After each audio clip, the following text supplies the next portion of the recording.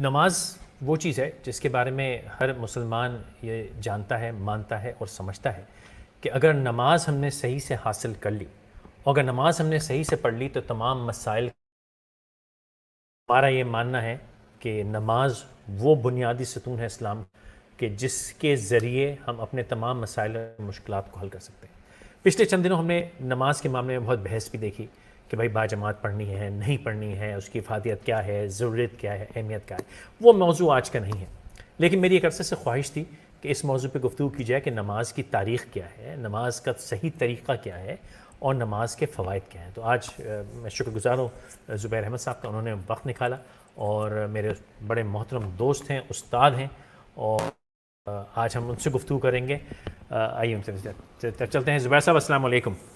وعلیکم السلام ورحمۃ اللہ وبرکاتہ، کیسے ہیں جناب؟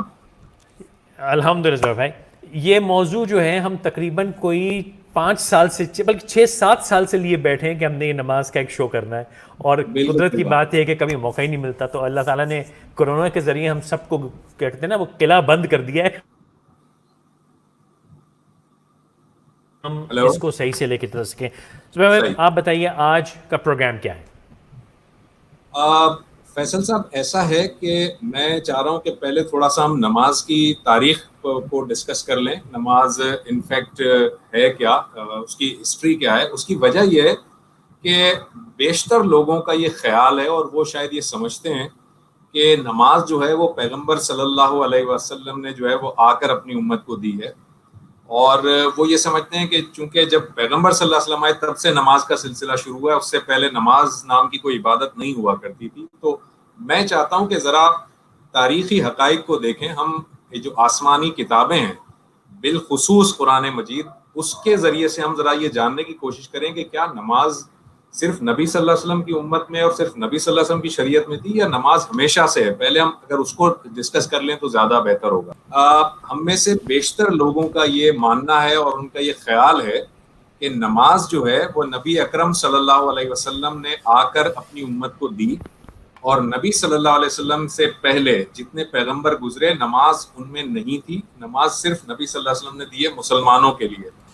تو میں یہ کہنا چاہ رہا تھا کہ جو ہماری آسمانی کتابیں ہیں، بالخصوص قرآن مجید، ہم قرآن مجید کے ریفرنس کو سامنے رکھ کر آج یہ ذرا اسٹیبلش کرنے کی کوشش کریں کہ کیا نبی صلی اللہ علیہ وسلم نے نماز کی ابتدا کی، یا اس سے پہلے بھی ہر پیغمبر نماز کی بات کرتا رہا اور اللہ تعالیٰ نے ہر امت پر نماز فرض کی ہے۔ تو میں چاہتا ہوں کہ ذرا تاریخ کے لحاظ سے پہلے بات کر لیں کہ نماز کی ہسٹری کیا ہے، نماز کی ابتدا کب سے ہوئی ہے، میں وہ چاہ رہا تھا۔ بسم اللہ، بسم اللہ کیجیے۔ تو میں اصل میں اب اپنے جو ہمارے دیکھنے والے ناظرین ہیں ان سے یہ ان کو بتاؤں گا کہ وہ ذرا اس کو غور سے سمجھیں اور قرآن مجید کو اپنے سامنے رکھیں۔ تو یوں سمجھ لیجئے کہ نماز کی تاریخ اتنی قدیم ہے کہ جتنا خود مذہب ہے، یعنی یوں سمجھ لیجئے کہ جب سے مذہب کی ابتدا ہوئی ہے، اور بحیثیت مسلمان اگر میں بات کروں تو جب سے سیدنا آدم علیہ السلام اس دنیا میں تشریف لائے، آدم علیہ السلام دنیا میں آنے والے پہلے انسان اور پہلے پیغمبر ہیں۔ تو جب سے وہ آئے ہیں اور اس کے بعد سے جتنے بھی انبیاء کا سلسلہ اللہ تعالیٰ نے اس دنیا میں بھیجا، اور جتنی بھی امتیں اس دنیا میں آئیں، اللہ تعالیٰ نے سب کو ان کے انبیاء کے ذریعے سے نماز کا حکم دیا اور نماز کی تاکید کی ہے۔ آپ اس کو اگر دیکھیں تو ہندوؤں کے، آپ اگر ان کو دیکھیں عقائد کو اور ہندوؤں کی عبادات کو دیکھیں تو اس میں بھجن ہوتا ہے، پارسیوں کے اندر زمزمے ہوتے ہیں، عیسائیوں کے اندر جو ہے وہ کچھ عبادات کا تصور ہے، کچھ دعاؤں کا تصور ہے، جیوز کے اندر کچھ مزامیر ہیں۔ یہ سب کچھ اصل میں وہ جو نماز ان کے پیغمبروں نے دی تھی ان کی کچھ بگڑی ہوئی شکلیں ہیں۔ تو نماز ہر امت میں رہی ہے اور ہر پیغمبر نے نماز کی تاکید کی ہے۔ اور اب میں اس کو ذرا قرآن مجید کے ریفرنس سے اور اس کے، یس آپ کچھ کہنا چاہ رہے ہیں؟ ہاں، آپ نے فرمایا کہ وہ جو عبادات آج ہمیں ان کے پاس دکھ رہی ہیں وہ ان کی دیوی اس وقت کی نماز کی بگڑی ہوئی شکل ہے۔ اگر میں اس کو ایک اور زاویے سے دیکھوں تو یہ بھی تو ہو سکتا ہے کہ اس وقت کے حساب سے، دیکھیں نا، بد نصیبی سے یہ وہ مذاہب ہیں جنہوں نے ان کے بعد آنے والے جو مذاہب ہیں ان کی کتابوں کا یا ان کے علم کو انہوں نے نہیں اپنایا، تو وہیں کہیں رہ گئی وہ بات۔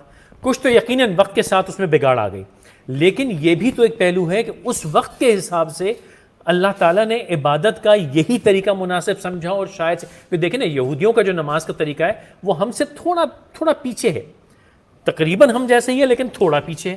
اچھا اس سے پیچھے جائیں تو موسیقی بھی ایک پیغمبر ہیں ہمارے جن کے وہ ایک عبادت کا طریقہ رہا ہے. ٹھیک ہے، میں صحیح کہہ رہا ہوں؟ سوال پورا کر لیجئے پھر میں بتاتا ہوں. تو میں یہ کہہ رہا ہوں کہ ضروری نہیں ہے کہ نماز کو جس کو آج ہم جس طرح نماز کو رکوع سجدہ اور جو ہمارا طریقہ اس کو اللہ تعالیٰ نے عبادت اور نماز کے، کیونکہ میں آج چاہوں گا کہ آج کے بیٹھک میں اور آگے جا کے نماز کی جو روح ہے اس پہ بات کریں، تو وہ طریقے شاید مختلف ہوتے گئے، اور آخر میں آ کے جو آج جو ہماری نماز ہم مسلمان پڑھتے ہیں وہ حتمی شکل ہے اس عبادت کی. اوکے، آپ کا سوال مکمل ہو گیا فیصل صاحب؟ جی بالکل بالکل بالکل. اوکے، میں یہ بتانے کی کوشش کر رہا ہوں میں نے بگڑی ہوئی شکلیں کیوں کہا. اس کی بہت ساری ریزن ہے، لیکن ہم صرف ایک ریزن پہ بات کر لیتے ہیں کہ نماز وہ جو بھی ہے، کم از کم یہ نہیں مانا جا سکتا کہ اللہ تعالیٰ نے اپنی عبادت کا جو بھی طریقہ کار دیا وہ ہو سکتا ہے اس کے اندر کچھ ویریشن ہو، اس کو تو مانا جا سکتا ہے، مگر اس کو نہیں مانا جا سکتا کہ اللہ تعالیٰ کی عبادت کے طریقہ کار میں شرک انوالو ہو جائے یا شرک کی آمیزش ہو جائے. تو اس وجہ سے میں یہ کہہ رہا ہوں کہ اگر ان کی عبادات میں شرک کا اگر کوئی ایلیمنٹ ہے تو اس کو میں بگڑی ہوئی شکل ہی کہوں گا. میں بالکل میں یہ کہنا چاہ رہا ہوں. تو وہ بگڑی ہوئی شکل ہے، میں اس کے پوسچرز پہ بات نہیں کر رہا کہ وہ کس طرح سے تھی، کیا تھا. ممکن ہے کہ جب ہم اس کو تاریخ کے اندر اور اسٹڈی کریں تو ہمیں پتہ چلے کہ ہو سکتا ہے کہ ہمارے جس طرح قیام ہے، رکوع ہے، سجود ہے، اسی طرح ان کے بھی ہوں.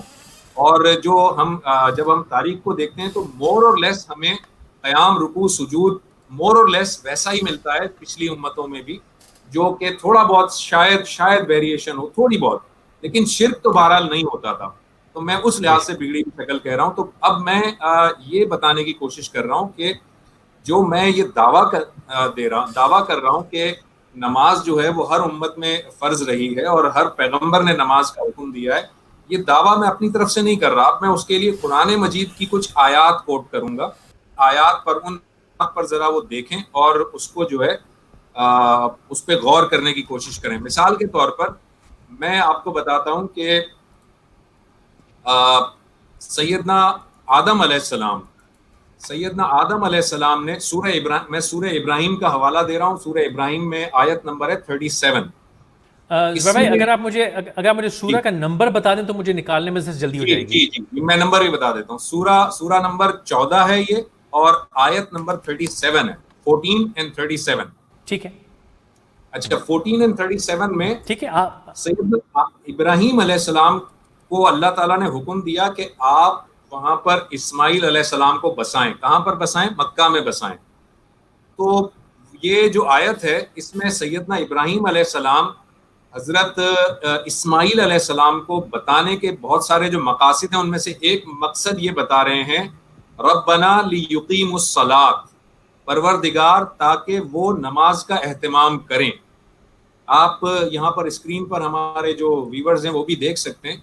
اب دیکھیں حضرت ابراہیم علیہ السلام بہت پہلے پیغمبر صلی اللہ علیہ وسلم سے بہت پہلے ہیں، بلکہ حضرت موسیٰ، حضرت داؤد، حضرت سلیمان سب کے وہ باپ ہیں. تو اس وقت اللہ تعالیٰ سے وہ یہ کہہ رہے ہیں کہ میں جو یہ اسماعیل کو یہاں بسا رہا ہوں اس لیے تاکہ وہ نماز کا اہتمام کریں. ٹھیک ہے جی، آپ کو آواز آ رہی ہے پراپر؟ بالکل صحیح ہے. جی بالکل. مجھے پرابلم ہوگی میں آپ کو روک دوں گا. اوکے. اچھا دوسرا میں آپ کو پوائنٹ آپ کو بتا رہا ہوں. یہی جو سورہ ابراہیم ہے، یعنی یہی سورہ نمبر 14 اور آیت نمبر ہے 40. آیت نمبر 40 جو ہے اس کے اندر اگر آپ دیکھیں تو یہ وہ آیت ہے جو ہم لوگ عام طور پر، بلکہ ہمارے سارے ویورز اس آیت سے واقف ہوں گے. یہ وہ آیت ہے جس کو ہم عام طور پر نماز میں پڑھتے ہیں، اور یہ وہ ہے رب اجعلنی مقیم الصلاۃ ومن ذریتی. اس میں دیکھیں سیدنا آدم علیہ السلام اللہ تعالیٰ سے دعا کر رہے ہیں کہ پروردگار مجھے اور میری پوری اولاد کو نماز کا اہتمام کرنے والا بنا. اس کا مطلب کہ حضرت ابراہیم علیہ السلام کو بھی نماز دی گئی تھی، اور حضرت ابراہیم علیہ السلام اپنی پوری کی پوری ذریت کے لیے، پوری کی پوری امت کے لیے اور پوری اولاد کے لیے نماز کے اہتمام کرنے کی دعا کر رہے ہیں۔ ایک تیسرا میں آپ کو پوائنٹ بتاتا ہوں، تیسرا مقام بتاتا ہوں، یہ آپ کو ملے گا سورہ مریم۔ سورہ مریم کا مطلب چیپٹر نمبر 19 اور اس کا آیت نمبر ہے 55۔ اس میں سورہ مریم میں اللہ تعالیٰ جو ہے بتا یہ رہا ہے کہ حضرت اسماعیل علیہ السلام کے بارے میں اللہ تعالیٰ کہہ رہا ہے کہ کانا یأمر اہلہ بالصلاۃ، کانا یأمر اہلہ بالصلاۃ، یعنی وہ اپنے گھر والوں کو نماز کی تلقین کیا کرتے تھے۔ کون کیا کرتے تھے؟ حضرت اسماعیل علیہ السلام۔ حضرت اسماعیل علیہ السلام وہ جنہوں نے حضرت ابراہیم علیہ السلام کے ساتھ مل کر خانہ کعبہ کی تعمیر فرمائی، مکہ میں موجود تھے، اور وہ اپنے گھر والوں کو نماز کی تلقین کیا کرتے تھے۔ اس کا مطلب حضرت اسماعیل علیہ السلام اور ان کی قوم اور ان کے اہل خانہ نماز ادا کیا کرتے تھے۔ پھر ایک اور ریفرنس میں آپ کو دیتا ہوں، یہ ریفرنس ہے سورہ ہود۔ سورہ ہود کا مطلب ہے چیپٹر نمبر 11۔ چیپٹر 11 میں آیت نمبر ہے 87۔ یہ جو آیت 87 ہے، اس میں آپ ذرا ہمارے ویورز کو میں کہوں گا ذرا پہلے غور سے سنیں۔ میں جو بتانا چاہ رہا ہوں وہ یہ کہ یہ حضرت شعیب علیہ السلام کے بارے میں ہے۔ چیپٹر 11 آیت 87، آپ اس کو اگر نکال لیں پہلے، یہ ٹھیک ہے، یہ 87 ہے۔ اس میں کیا ہے کہ حضرت شعیب علیہ السلام، یہ جو آیت ہے نا، اس میں حضرت شعیب علیہ السلام چونکہ نماز پڑھا کرتے تھے اور اپنے جو اپنی قوم کے لوگ ہیں ان کو حضرت شعیب علیہ السلام یہ کہا کرتے تھے کہ تم ان بتوں کی پوجا مت کیا کرو، اللہ وحدہ لا شریک کی پرستش کرو، اس کی عبادت کرو۔ تو وہ جو قوم کے لوگ تھے نا، وہ حضرت شعیب کو تانا دیا کرتے تھے، اور وہ تانا اصل میں اس آیت میں نقل کیا گیا ہے۔ اس آیت میں اس تانے کا ذکر ہے۔ وہ تانا کیا دیا کرتے تھے، یہ بڑی امپورٹنٹ آیت ہے۔ وہ کہتے تھے یا شعیب الصلاۃ تأمرک ان نترک ما یعبد آباؤنا، اے شعیب کیا تمہیں تمہاری نماز یہ سکھاتی ہے کہ تم ہمارے باپ دادا کے معبودوں کو چھوڑ دو؟ اس کا مطلب یہ ہے کہ ان کی قوم، شعیب علیہ السلام کی قوم بھی اس بات سے واقف تھی کہ حضرت شعیب علیہ السلام نماز پڑھتے ہیں، اور وہ ان کو تانا یہ دیتے تھے کہ آپ کی نماز آپ کو یہ سکھاتی ہے کہ آپ ان معبودوں کو جھٹلائیں جو ہمارے باپ دادا کے معبود ہیں۔ تو ہمارا اس وقت وہ ٹاپک نہیں ہے کہ باپ دادا کے معبود کون سے تھے، کیا تھے، لیکن میں جو اسٹیبلش کرنا چاہ رہا ہوں وہ یہ کہ حضرت شعیب علیہ السلام بھی نماز ادا کیا کرتے تھے، اس کا اہتمام کرتے تھے۔ اس کے بعد اور آگے چلتے ہیں، میں آپ کو اب یہ بتاتا ہوں کہ اب آئیے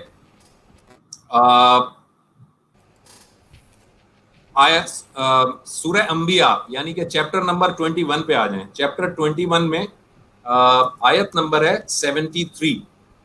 چیپٹر 21 آیت نمبر 73۔ اس میں حضرت اسحاق علیہ السلام، حضرت یعقوب علیہ السلام اور ان کی نسل کے تمام پیغمبروں کے بارے میں اللہ تعالیٰ قرآن میں فرما رہا ہے۔ اسحاق علیہ السلام، یعنی اس آیت سے پہلے پریویس میں اگر ہمارے ناظرین جا کر دیکھیں گے نا، تو اس سے پریویس میں ان کو یعقوب اور اسحاق، یعقوب اور ان کی نسل کے پیغمبروں کے بارے میں مل جائے گا۔ تو اللہ تعالیٰ ان کے بارے میں یہ کہہ رہا ہے وَأَوْحَيْنَا إِلَيْهِمْ فِعْلَ الْخَيْرَاتِ وَإِقَامَ الصَّلَاةِ، کہ ہم نے ان کو کا مطلب کن کو؟ اسحاق علیہ السلام کو، یعقوب علیہ السلام کو اور ان کی پوری ذریت کو، ہم نے ان کو بھلائی کے کام کرنے اور نماز کا اہتمام کرنے کی وحی کی تھی۔ اس سے یہ اندازہ ہوا کہ اسحاق علیہ السلام، یعقوب علیہ السلام اور ان کی پوری اولادوں میں جتنے پیغمبر آئے سب کو اللہ تعالیٰ نے نماز کی تاکید کی تھی۔ اس کے بعد ذرا آ جائیے سورہ میں ایک لمحہ یہاں آپ کے اٹھاؤں گا، بلکہ میں بڑی مزیدار اور خوب یہ آپ نے دکھائی۔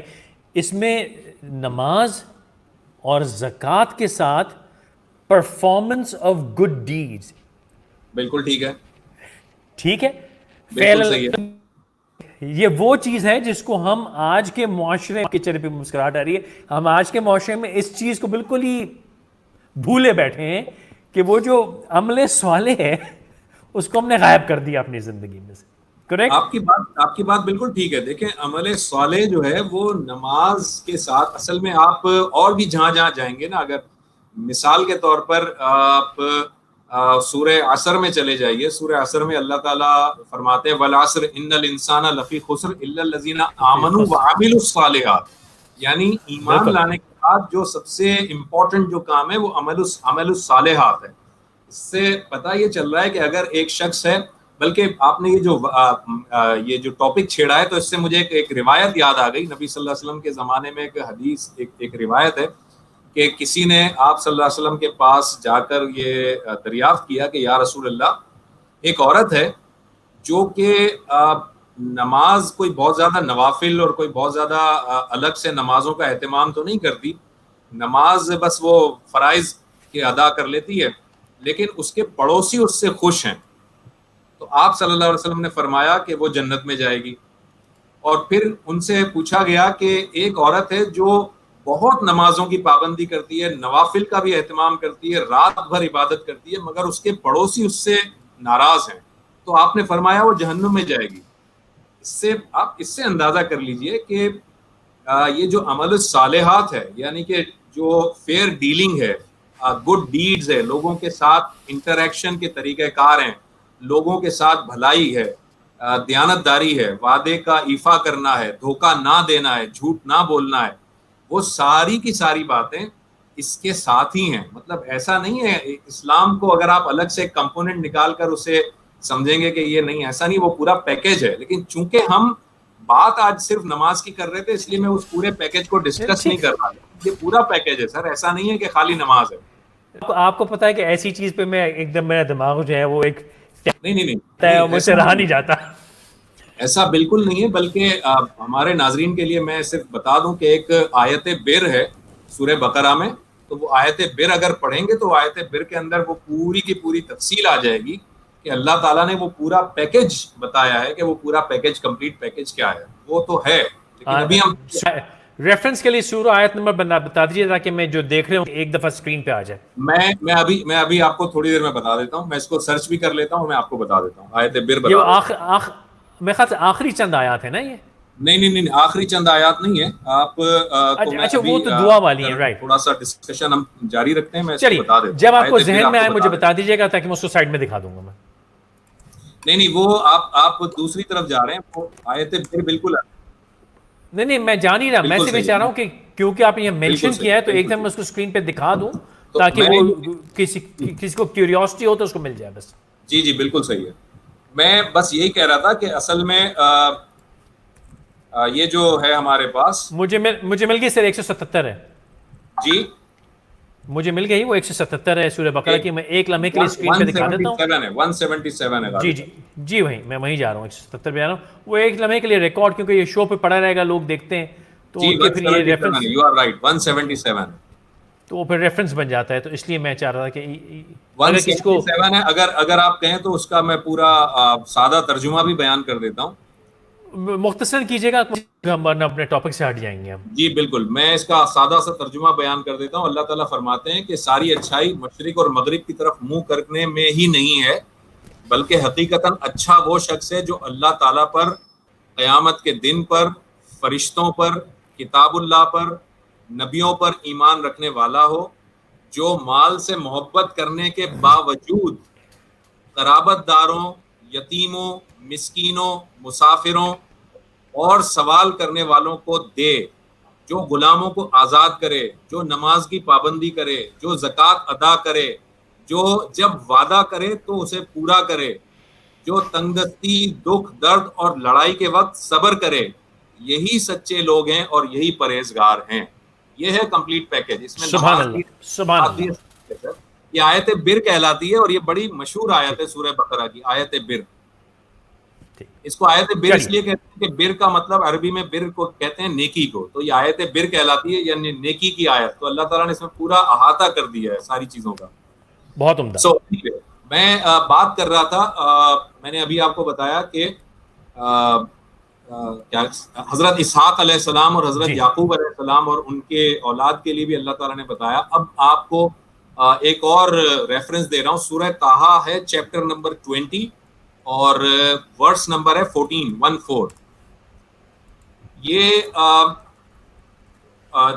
20 اینڈ 14 جو ہے اس میں وہ بڑی مشہور دعا وہ ہے ہدایت ہے، مشہور دعا نہیں ہے، بڑی مشہور ہدایت ہے اللہ تعالیٰ کی طرف سے حضرت موسیٰ علیہ السلام کو. حضرت موسیٰ علیہ السلام کو جب اللہ تعالیٰ نے کوہ طور پر بلایا تو اللہ تعالیٰ نے فرمایا اننی انا اللہ لا الہ الا انا فاعبدنی واقیم الصلاۃ لذکری. اللہ تعالیٰ کہہ رہا ہے کہ بے شک میں ہی ہوں اللہ، میرے سوا کوئی نہیں ہے معبود، بس تم میری عبادت کرو اور اقیم الصلاۃ لذکری، اور میری یاد دہانی کے لیے نماز قائم کرو. یہ اللہ تعالیٰ نے حضرت موسیٰ علیہ السلام کو ہدایت دی کہ میری یاد دہانی کے لیے تم نماز قائم کرو. تو اس سے پتہ چلا کہ حضرت موسیٰ علیہ السلام کو بھی جو تاکید کی گئی تھی وہ نماز کی تاکید کی گئی تھی. پھر اس کے بعد آپ آئیے ایک اور طرف چلتے ہیں، اور وہ ہے سورہ آل عمران، چیپٹر نمبر 3 ہے، یہ چیپٹر 3 اور ورس نمبر ہے 39.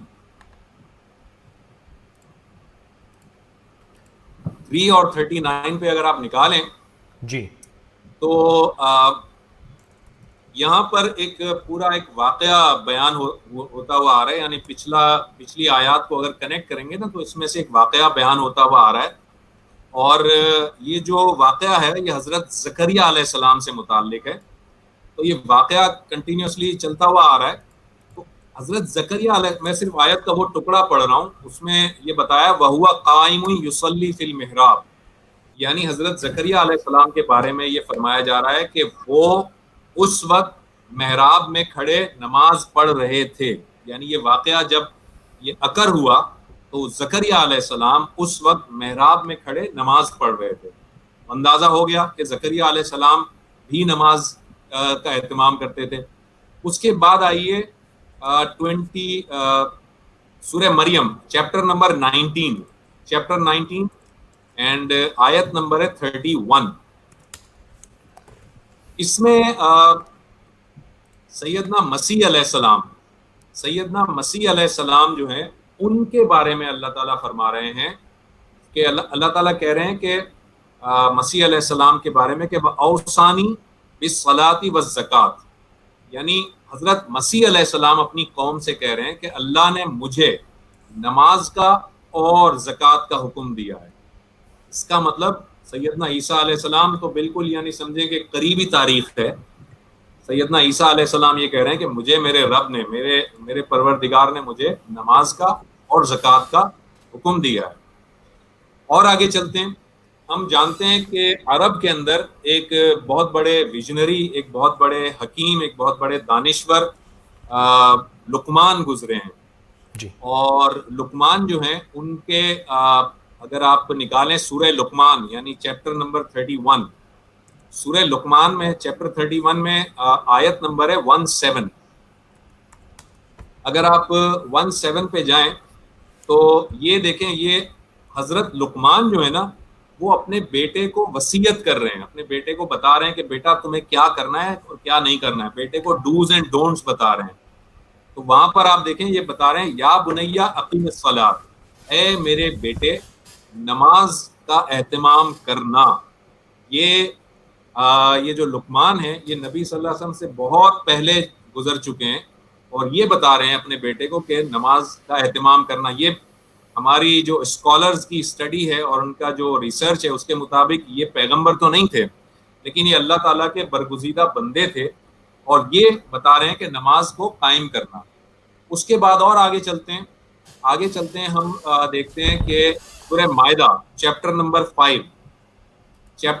5 میں ورس نمبر ہے 12.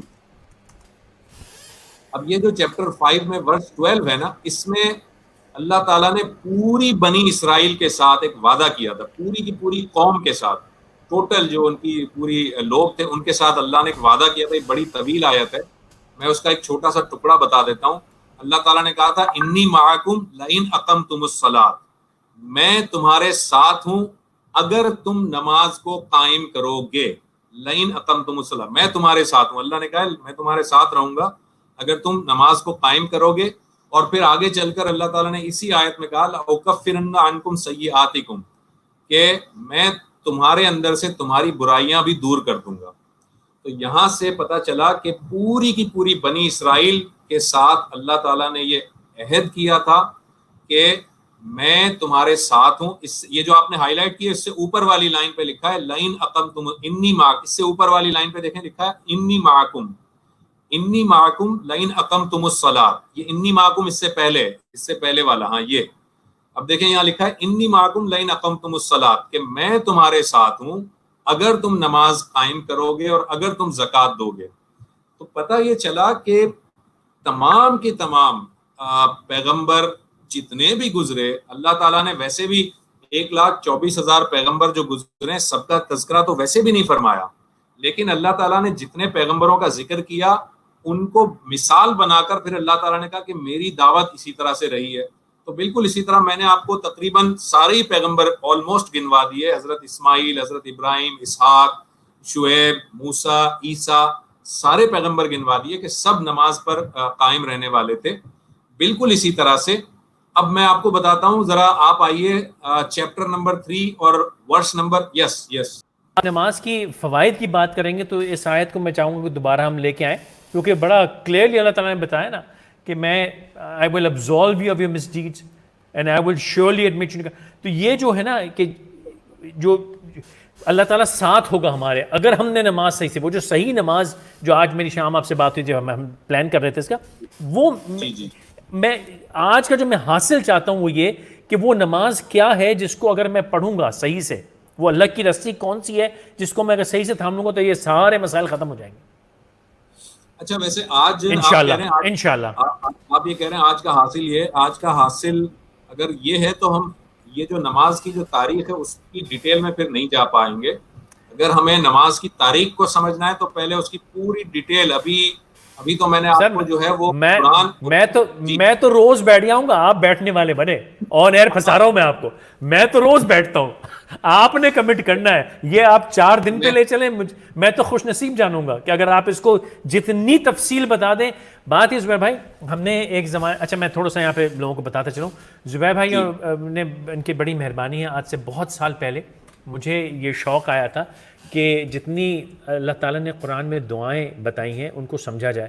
اور زبیر بھائی نے ایک بہت بہترین, اگر میں نے زندگی میں 15-17 برس ٹی وی میں میڈیا میں جو کام کیا, اگر واحد کام کا میں نے کام کیا ہے وہ زبیر صاحب کے ساتھ وہ شوز کیے ہیں, 15-20 شوز ہیں جس میں ہر دعا کو انہوں نے اتنی عمدہ اور خوبصورت طریقے سے سمجھایا ہے. تو وہ آپ میرے یوٹیوب چینل پہ دیکھ سکتے ہیں. آج کل زبیر صاحب خود ایک اپنا یوٹیوب چینل کے اوپر قصص الانبیاء جو ہیں بڑی تفصیل سے کر رہے ہیں, اور دن بھر میری ان کی وہ بیک اینڈ فورتھ ہوتی رہتی ہے اس کی ڈسکشن کے اوپر. وہ جو دیکھنا چاہے وہ بھی دیکھ سکتے ہیں.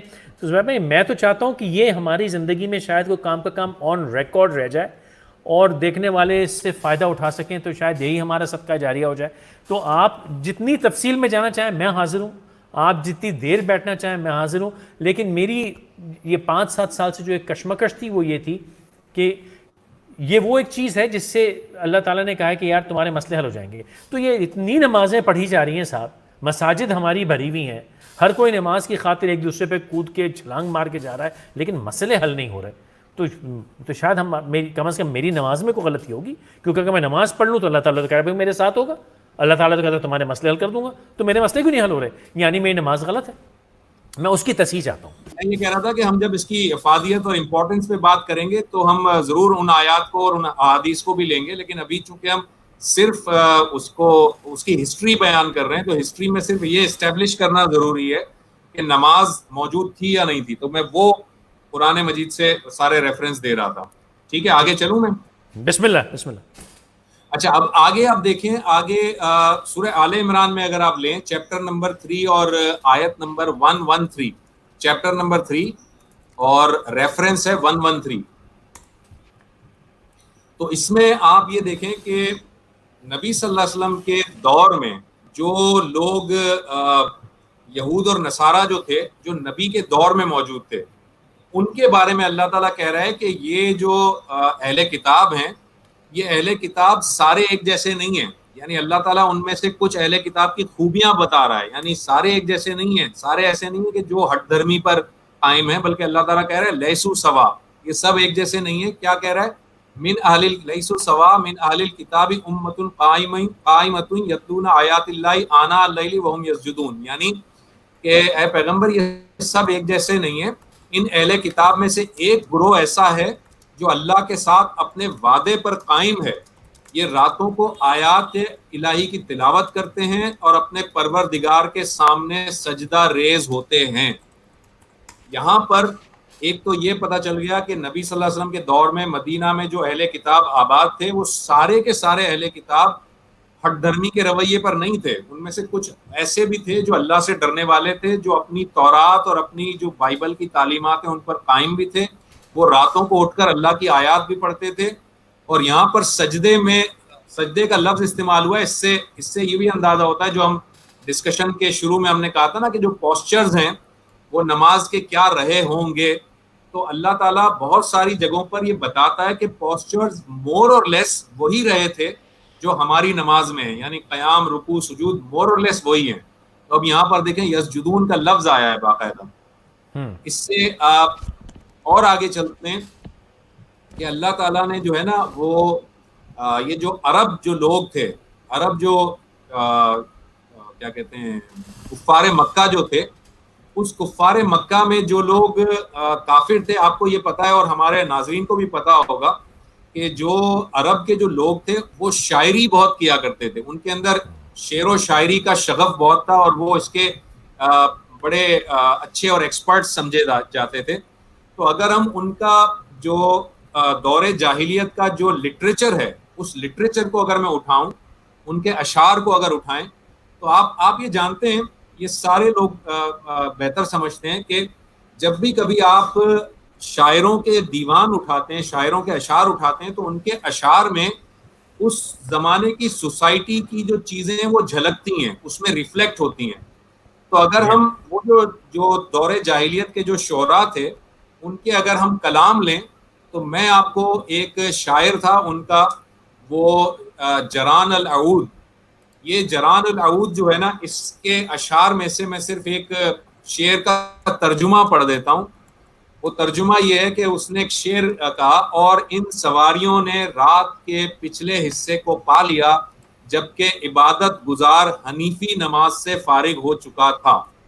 यानी ये दौरे जाहिलियत के जो शोरा हैं ये अपने शेर में कह रहे हैं, जाहिर है हमें उनके उस शेर से कोई दिलचस्पी नहीं है, मैं सिर्फ ये उसमें बताना चाह रहा हूँ कि उन्होंने ये कहा कि ये जो सवारी है ये रात के पिछले पहर में हनीफी तरीके से नमाज पढ़ता था ये शख्स। इसका मतलब कि उस जमाने में जब बुत परस्ती आम थी, खाना काबा में 360 बुत रखे हुए थे, उस जमाने में भी उन शोरा ये बता रहे हैं कि उस वक्त भी कुछ लोग नमाज का एहतमाम किया करते थे। खुद यहाँ पर आप ये देखें कि सैयद अबू ज़र गफ़ारी, हज़रत अबू ज़र गफ़ारी एक सहाबी हैं, बड़े मशहूर सहाबी हैं, अबू ज़र गफ़ारी रज़ियल्लाहु ताला अन्हु। वो ये फरमाते हैं कि मैं नबी सल्लल्लाहु अलैहि वसल्लम से मिलने से 3 साल पहले मैं नमाज अदा किया करता था। यानी नबी सल्लल्लाहु अलैहि वसल्लम से उस वक्त मैं मिला भी नहीं था, मैं ईमान भी नहीं लाया था, मगर उससे पहले भी मैं नमाज अदा किया करता था। तो लोगों ने उनसे पूछा कि आप किसके लिए नमाज पढ़ते थे, तो उन्होंने कहा मैं अल्लाह के लिए नमाज पढ़ता था। तो इससे पता ये चला कि पूरा हमारा कुरान मजीद और हमारी अहादीस का जो ज़ख़ीरा है वो ये बताता है कि नमाज हर पैगंबर की शरीयत में रही है, हर उम्मत में रही है, और हर पैगंबर ने अपनी कौम को नमाज की ताकीद और तलकीन की है। अब अगर आप देखना चाहें तो मैं आपको कुछ बाइबल से भी रेफरेंसेस दे सकता हूँ, मैं आपको तौरात से रेफरेंसेस दे सकता हूँ कि वहाँ पर तौरात में, इंजील में, ज़बूर में भी नमाज के बारे में तालीमात मौजूद हैं। और जो हमारे क्रिश्चियन दोस्त या हमारे जो ज्यूज दोस्त हों, अगर वो उसको रेफ़र करना चाहें तो वो वहाँ से भी रेफ़र कर सकते हैं। यानी उनकी अपनी किताबों में भी पिछले पैगंबरों के बारे में नमाज की बात की गई है। अगर आप कहेंगे तो मैं वो रेफरेंस रख दूंगा, और अगर नहीं तो फिर हम यहाँ कुरान मजीद से बात करते हैं। मेरे ख्याल से यहीं रखते हैं, वरना वक्त बहुत हो जाएगा और वो मैसेजेस भी हैं लोगों के और वो भी, तो मैं चाहूँगा कि अब हम फिर आगे बढ़ें, वरना बहुत ज़्यादा लंबा हो जाएगा। जी, आप मुझे बताइए, अगर मैसेजेस हैं तो पहले ले लेते हैं मैसेजेस, जैसे आप हैं। 2-4 सवाल। یہ سوال آگے آئے گا ہی سے جواب، آدم علیہ السلام کی عبادت کے طریقے میں کوئی معلومات ہیں کہ نہیں ہیں، یہ انشاءاللہ وقت کے ساتھ ہمیں شاید جواب اس کے مل جائے۔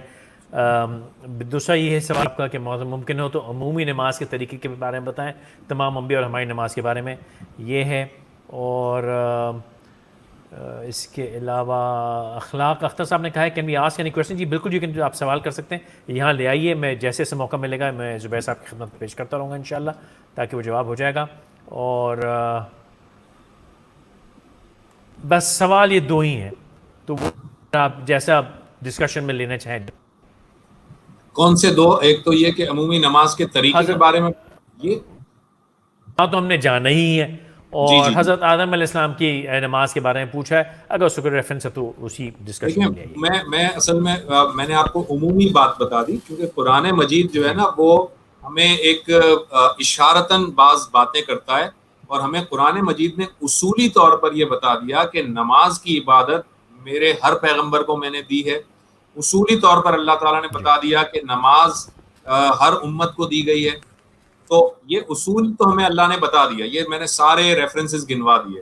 لیکن ہر پیغمبر کے اندر کس کی نماز کا کیا طریقہ کار تھا، ظاہر ہے وہ قرآن مجید نہیں بتاتا، اور جب ہم روایات میں دیکھتے ہیں تو روایات میں بہت ساری روایات مستند ہوتی ہیں، بہت ساری نہیں بھی ہوتی ہیں، وہ کمزور روایات ہوتی ہیں۔ لیکن اگر میں قرآن مجید کو دیکھوں تو مجھے، یہ میری اپنی ایک انڈرسٹینڈنگ ہے، میری اپنی ذاتی رائے ہے، مجھے ایسا محسوس ہوتا ہے قرآن کو پورا جب پڑھتے ہیں کہ قرآن مجید میں جو ہماری نماز کے مین جو ارکان ہیں، مین ارکان کا مطلب ہم قیام کرتے ہیں، ہم رکوع کرتے ہیں، ہم سجدہ کرتے ہیں، اور ہم تشہد میں یا قاعدے میں بیٹھتے ہیں اور پھر سلام پھیرتے ہیں، مین ارکان یہی ہیں۔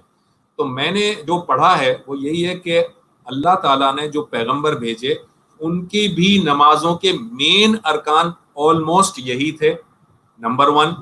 نمبر 2، ہمارے ریسرچ سے ہمیں یہ بھی پتہ چلتا ہے کہ نمازیں تمام پیغمبروں کی امت میں 5 ہی فرض رہی تھیں، 5 ہی نمازیں پڑھتے تھے جیسے ہم 5 پڑھتے ہیں۔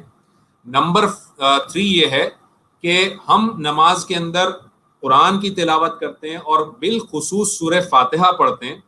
سورہ فاتحہ کے بارے میں نبی صلی اللہ علیہ وسلم نے فرمایا ہے کہ سورہ فاتحہ وہ سورہ ہے کہ جس کے بغیر نماز نہیں ہو سکتی۔ اس کا مطلب سورہ فاتحہ نماز کا لازمی جز ہے۔ تو اگر ہم زبور کو دیکھیں، اگر ہم تورات کو دیکھیں، اگر ہم انجیل کو دیکھیں، تو ہمیں پتہ چلتا ہے کہ سورہ فاتحہ کی طرح وہاں پر بھی کچھ ورسز موجود ہیں جن کا جو مفہوم ہے وہ سورہ فاتحہ جیسا ہی ہے۔ تو اس کا مطلب دوسرے جو پیغمبر تھے وہ نماز کے ارکان تو وہی تھے ان کے، لیکن تلاوت ہم قرآن کی کرتے ہیں، وہ تلاوت زبور کی آیات کی کرتے تھے، وہ تلاوت انجیل کی آیات کی کرتے تھے، تلاوت میں فرق تھا۔ لیکن اگر آپ وہ ریفرنس چاہیں گے تو میں آپ کو بتا دوں گا کہ وہاں پر سورہ فاتحہ کے ہی قائم مقام، سورہ فاتحہ ہی کے جیسی ایک سورہ موجود ہے۔ صرف ایک ریفرنس دے دیتا ہوں تاکہ اگر لوگ اسے دیکھنا چاہیں تو بے شک دیکھ لیں۔ مثال کے طور پر میں آپ کو بتاتا ہوں، جیسے ہمارے پاس توراہ ہے، توراہ میں یہ جو ہے ہمارے پاس چیپٹر نمبر 34 ہے اور ورس نمبر 6 اور 7۔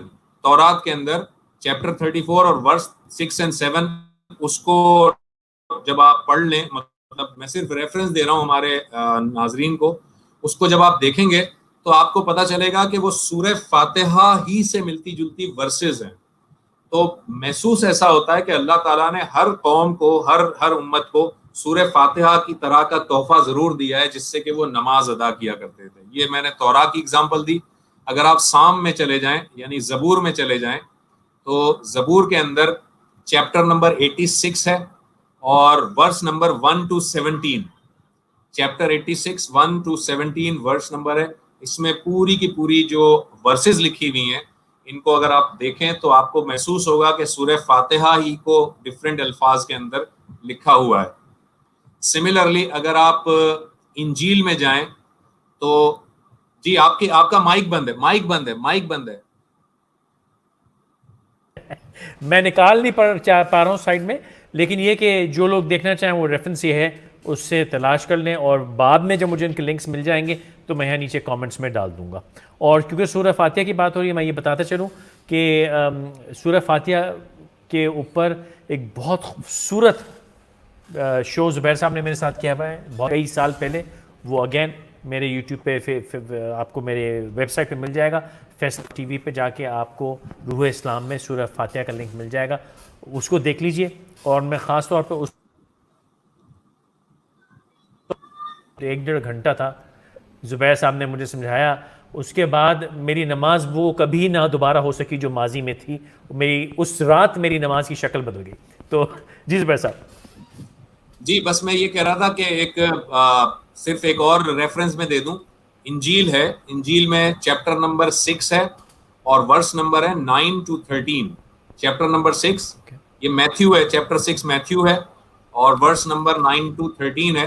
اس کو ذرا آپ پڑھیں گے تو آپ کو لگے گا کہ بالکل سورہ فاتحہ سے ملتی جلتی ورسز ہیں. سو کنکلوژن یہ ہوا جی کنکلوژن یہ ہوا کہ جی آپ کچھ کہنا چاہ رہے ہیں؟ یہ تو مجھے مل گئی.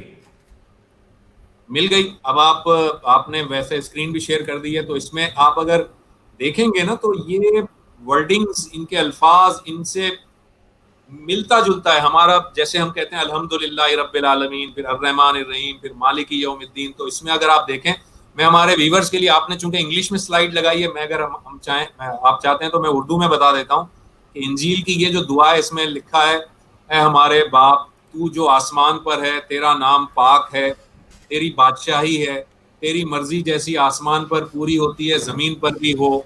اس طرح کی دیکھیں جیسے مالک یوم الدین، الرحمن الرحیم ہم جو بولتے ہیں، بالکل وہی الفاظ ہیں آلموسٹ. تو اور پھر آگے چل کر اسی میں لکھا ہے جس طرح ہم نے اپنے قرض داروں کو معاف کیا ہے، تو بھی ہمارے قرض ہمیں معاف کر.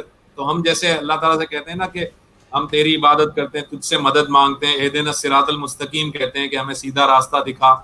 تو اس میں لکھا ہے ہمیں آزمائش میں نہ لا بلکہ برائی سے بچا. یہ سب لکھا ہوا ہے اس میں. سو کنکلوژن یہ بنا کہ ہر پیغمبر، ہر امت کے لیے نماز تھی، نمبر 1. نمبر 2، مور اور لیس جو ارکان تھے یا جو پوسچرز تھے وہ وہی تھے، یعنی قیام، رکوع، سجود اور قاعدہ اور سلام.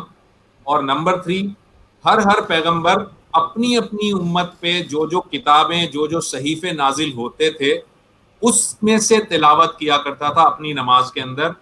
اینڈ نمبر 4، جس طرح ہمیں سورہ فاتحہ ملی ہے، پچھلی امتوں کو بھی ان کی کتابوں میں سورہ فاتحہ کے مانند اسی طرح کی کچھ آیات اللہ تعالیٰ نے دی تھیں اور اللہ تعالیٰ نے اسی کے ذریعے سے اپنی عبادت نماز کا طریقہ بتایا تھا. یہ ہے پوری کی پوری تاریخ. یہاں پر یہ کنکلوڈ ہو جاتی ہے تاریخ. اب آپ بتائیے. اور اس سے یہ بھی ثابت ہو گیا کہ نماز میں کی بہت اہمیت ہے، اور اہمیت اسلام میں اسی چیز کی ہوتی ہے جس میں بہت فائدہ ہوتا ہے. بالکل صحیح ہے، بالکل صحیح ہے، ایسا ہی ہے. بسم اللہ، آگے چلیے. تو اب اگر ہم نماز کی اہمیت پہ بات کریں تو میں آپ کو اب 1 by 1 ہمارے سننے والوں کو کے سامنے ہی رکھ دیتا ہوں. 1 منٹ. اچھا، یہ سوالات میں کامنٹ کی فارم میں جو آ رہے ہیں میں اسکرین پہ دکھا رہا ہوں، آپ دیکھ سکتے ہیں. آپ خود ہی نظر، مطلب میں اس کو ڈسٹرب نہیں کرنا چاہوں گا آپ کو. ہے وہ بتائیں نماز کیسی ہونی چاہیے. دیکھیں اس کے بارے میں آپ کو اتنا بتا دیتا ہوں، ایک سمپل سی بات. کچھ روایات میں بھی اس طرح کے الفاظ ہمیں ملتے ہیں، اور وہ یہ ہے کہ آپ نے اگر پہلی نماز پڑھی، ایک نماز آپ نے پڑھی، اور نماز پڑھنے کے بعد آپ کو دوسری نماز کا انتظار ہو رہا ہے، آپ کو دوسری نماز کا بے چینی سے انتظار ہے اور دوسری نماز کے لیے آپ وہ تمنا رکھتے ہیں، تو اس کا مطلب آپ کی وہ جو پہلی نماز ہے وہ قبول ہوئی ہے. یہ ایک اس طرح کے بھی الفاظ ہمیں ملتے ہیں. تو اس سے پتہ یہ چلا کہ آپ کے نماز کے اندر جتنا خشوع و خضوع ہوگا اتنا ہی آپ کیا کہتے ہیں اگلی نماز کے لیے آپ اپنے آپ کو اور زیادہ تیار کریں گے. ایک دوسری روایت میں دیتا ہوں، نبی صلی اللہ علیہ وسلم کی بہت ہی مشہور روایت، یہ بڑی مشہور روایت ہے. نبی صلی اللہ علیہ وسلم نے فرمایا کہ جب تم نماز پڑھو تو اس طرح پڑھو کہ گویا تم اللہ کو دیکھ رہے ہو، اور اگر تم یہ خیال نہ کر سکو کہ تم اللہ کو دیکھ رہے ہو تو اللہ تو تمہیں دیکھتا ہی ہے. اس کا مطلب نبی صلی اللہ علیہ وسلم نے فرمایا کہ تم جب بھی نماز کے لیے کھڑے ہو تو اگر اپنے دماغ میں یہ خیال کر کے کھڑے ہو کہ اللہ تمہیں اس وقت دیکھ رہا ہے، تو ظاہر ہے کہ پھر اس نماز کی جو کیفیت ہوگی وہ عام نمازوں والی کیفیت نہیں رہے گی، وہ نماز کی کیفیت ایسی ہو جائے گی کہ جو اللہ کے ہاں مقبول نماز ہوتی ہے۔ اگر آپ کہیں تو میں اب نماز کی کچھ امپورٹنس پہ بات کر لوں۔ چل آپ اوکے، میں حاضر جی نماز کی امپورٹنس سے میں سب سے پہلے یوں کر لیتے ہیں ہم، سب سے پہلی چیز یہ یاد رکھ لیں، اور ہمارے ویورز اگر اسے نوٹ ڈاؤن بھی کرنا چاہیں تو کریں، وہ یہ کہ عقائد میں جتنی اہمیت توحید کی ہے، عبادات میں اسی طرح کی جو امپورٹنس ہے وہ نماز کی ہے۔ یعنی عقائد میں جو سب سے ہائیسٹ لیول کا جو عقیدہ ہے وہ ہے توحید، تو اسی طرح عبادات میں بھی جو سب سے ہائی رینک جو عبادت رکھتی ہے نا وہ ہے نماز۔ اب میں عبادات کے اندر کیا کیا ہے، میں عبادات کی بات کر رہا ہوں، میں اخلاقیات کی ابھی بات نہیں کر رہا، میں معاملات کی بات نہیں کر رہا، میں لوگوں کے ساتھ ڈیلنگ کی بات نہیں کر رہا، میں حقوق اللہ یعنی اللہ اور بندے کے درمیان جو عبادات کے جو طریقہ کار ہیں میں ان کی بات کر رہا ہوں۔ ان میں کون کون سی عبادات ہیں؟ دیکھیں، نماز ہے، زکوٰۃ ہے، حج ہے، یہ عبادات ہیں جو آپ اللہ کے ساتھ اپنا تعلق رکھتے ہیں، یا قربانی ہے مثال کے طور پر، یعنی کہ نماز ہے، زکوٰۃ ہے، حج ہے، قربانی، یہ عبادات ہیں نا جو آپ اللہ اور بندے کے درمیان ہیں۔ لیکن آپ غور کریں تو حج جو ہے، حج کے بارے میں یہ بتایا گیا کہ حج صرف سال میں ایک دفعہ تمہارے اوپر فرض ہے، نمبر 1، اور وہ بھی اس وقت فرض ہے کہ جب تم صاحب حیثیت ہو، صاحب استطاعت ہو۔ اگر تم حیثیت نہیں رکھتے، تم استطاعت نہیں رکھتے، تو حج فرض نہیں ہے۔ زکوٰۃ کے بارے میں بھی معلوم ہے ہمیں کہ زکوٰۃ سال میں ایک دفعہ آپ کو نکالنی ہے، اور وہ بھی اگر آپ صاحب حیثیت ہیں تو نکالنی ہے۔ اس کا مطلب زکوٰۃ بھی ہر مسلمان کے اوپر لازم نہیں ہو گئی، جو ظاہر صاحب حیثیت نہیں ہوگا وہ نہیں ادا کرے گا۔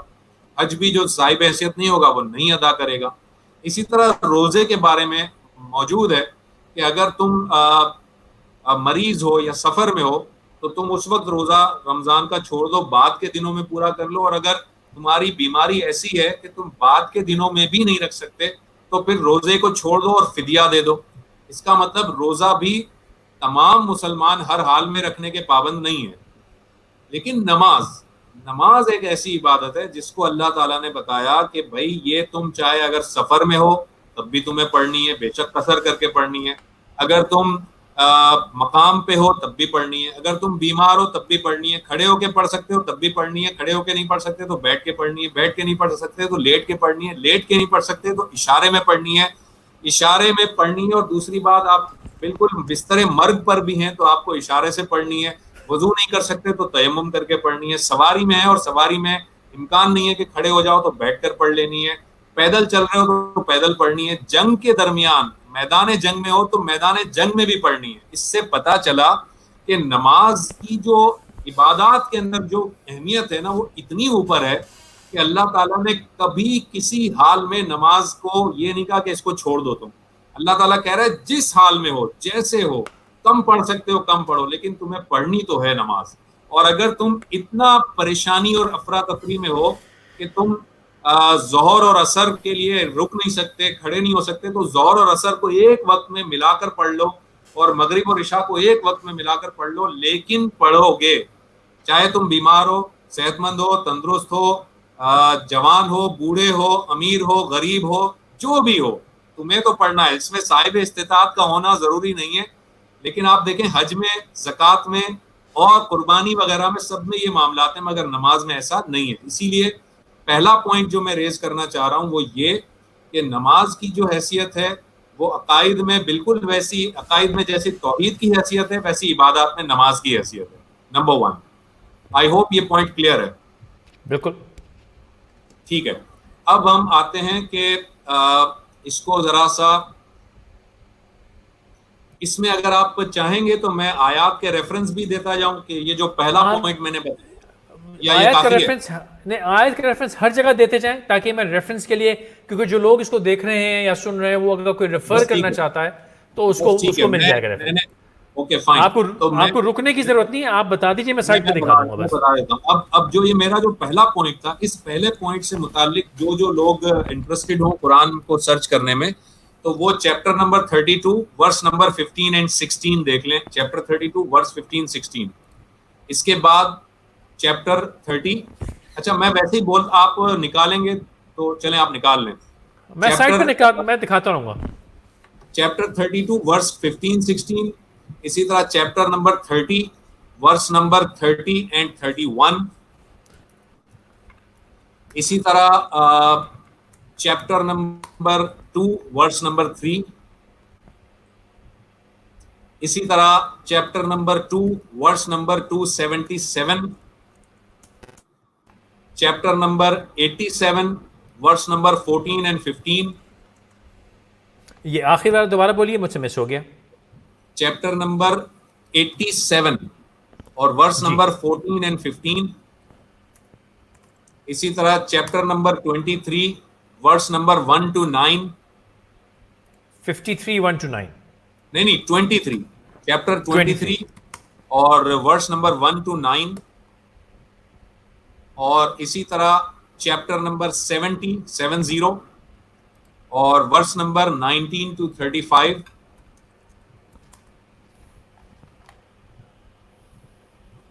ٹھیک ہے جی, یہ وہ ریفرنسز ہیں جو ہمارے ویورز دیکھنا چاہیں تو وہ دیکھ سکتے ہیں. اب میں کچھ تھوڑی سی حدیث بھی بتا دیتا ہوں, ایک دو احادیث یہاں پر بتا دوں. پہلے پوائنٹ یہ یاد رکھیں, ابھی میں پہلا پوائنٹ ڈسکس کر رہا ہوں.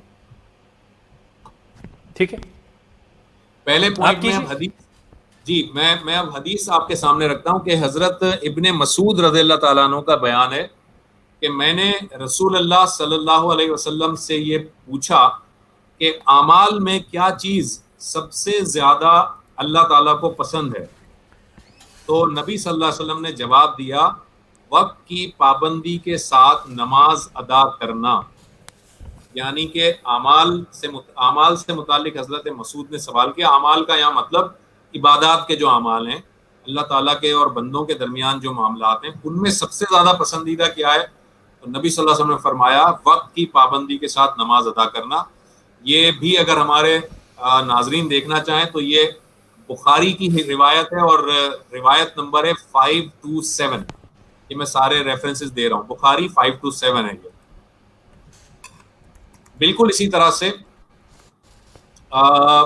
حضرت عمر رضی اللہ تعالیٰ عنہ نے اپنے وہ جو گورنرز بھیجا کرتے تھے, تو حضرت عمر رضی اللہ تعالیٰ عنہ نے اپنے عمال کے نام پہ ایک خط لکھا اور حضرت عمر نے فرمایا کہ تمہارے دینی معاملات میں میرے نزدیک سب سے اہم نماز ہے.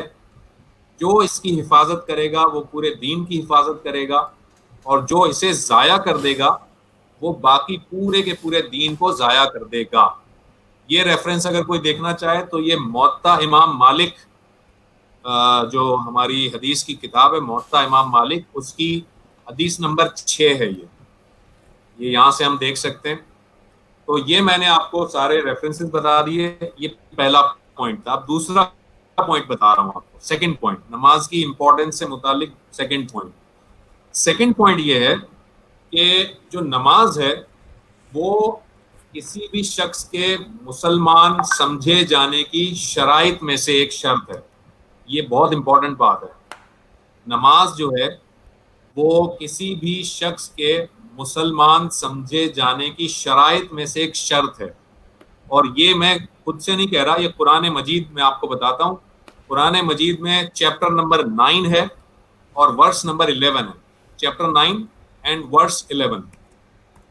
اور میں چاہتا ہوں کہ یہ چیپٹر 9 اور ورس 11 کو میں یہاں پر تھوڑا سا واضح بھی کر دوں.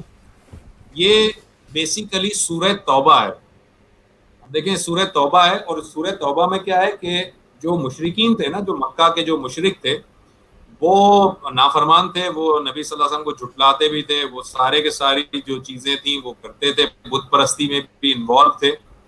تو اللہ تعالیٰ نے ان کے بارے میں فرمایا کہ فَإِن تَابُوا وَأَقَامُوا الصَّلَاةَ وَآتُوا الزَّكَاةَ فَإِخْوَانُكُمْ فِي الدِّينِ. اللہ تعالیٰ نے کہا کہ یہ جو کفار ہیں, یہ جو قریش میں لوگ ہیں, یہ جو مشرک ہیں جو مکہ میں آباد ہیں, فَإِن تَابُوا, اگر یہ توبہ کر لیں اور پھر کیا کریں, اگر یہ توبہ کر لیں اور نماز قائم کر لیں اور زکوٰۃ ادا کر دیں, تو یہ دین میں تمہارے بھائی ہیں. اس سے پتہ چلا کہ دین کے اندر یہ جو اخوان، یہ جو مواخات کا جو سسٹم ہے، یعنی ایک مسلمان اور دوسرا مسلمان کے درمیان جو بھائی کا رشتہ اللہ تعالیٰ نے اور اللہ کے پیغمبر نے بنایا ہے، اس کا مطلب اللہ تعالیٰ اس کا کرائیٹیریا کیا دے رہا ہے کافروں کے لیے کہ اگر یہ توبہ کر لیں اور اگر یہ نماز پر قائم ہو جائیں اور اگر یہ زکوٰۃ دے دیں تو یہ تمہارے بھائی ہو جائیں گے. اس کا مطلب دین میں تمہارے ساتھ یہ کھڑے ہو جائیں گے. اس کا مطلب اسلام بحیثیت مسلمان یہ اس لیول پر آ جائیں گے کہ ان پر بھی یہ بھی وہی حقوق طلب کر سکتے ہیں جو کہ ایک مسلم اسٹیٹ میں ایک مسلمانوں کے حقوق ہوتے ہیں. یعنی اللہ تعالیٰ یہاں یہ بتا رہا ہے. اور یہاں پر دیکھ لیجئے زکوٰۃ کا لفظ ضرور ہے لیکن میں نے شروع میں بتا دیا کہ زکوٰۃ تو پھر بھی صاحب استطاعت پر ہوگی. یعنی اگر ایک شخص ایسا ہے جو کہ توبہ تو کر لے، توبہ کرنے کے بعد صرف نماز پر قائم ہو جائے اور زکوٰۃ ادا کرنے کی حیثیت بھی نہ رکھتا ہو، تب بھی وہ دین میں تمہارا بھائی ہو جاتا ہے.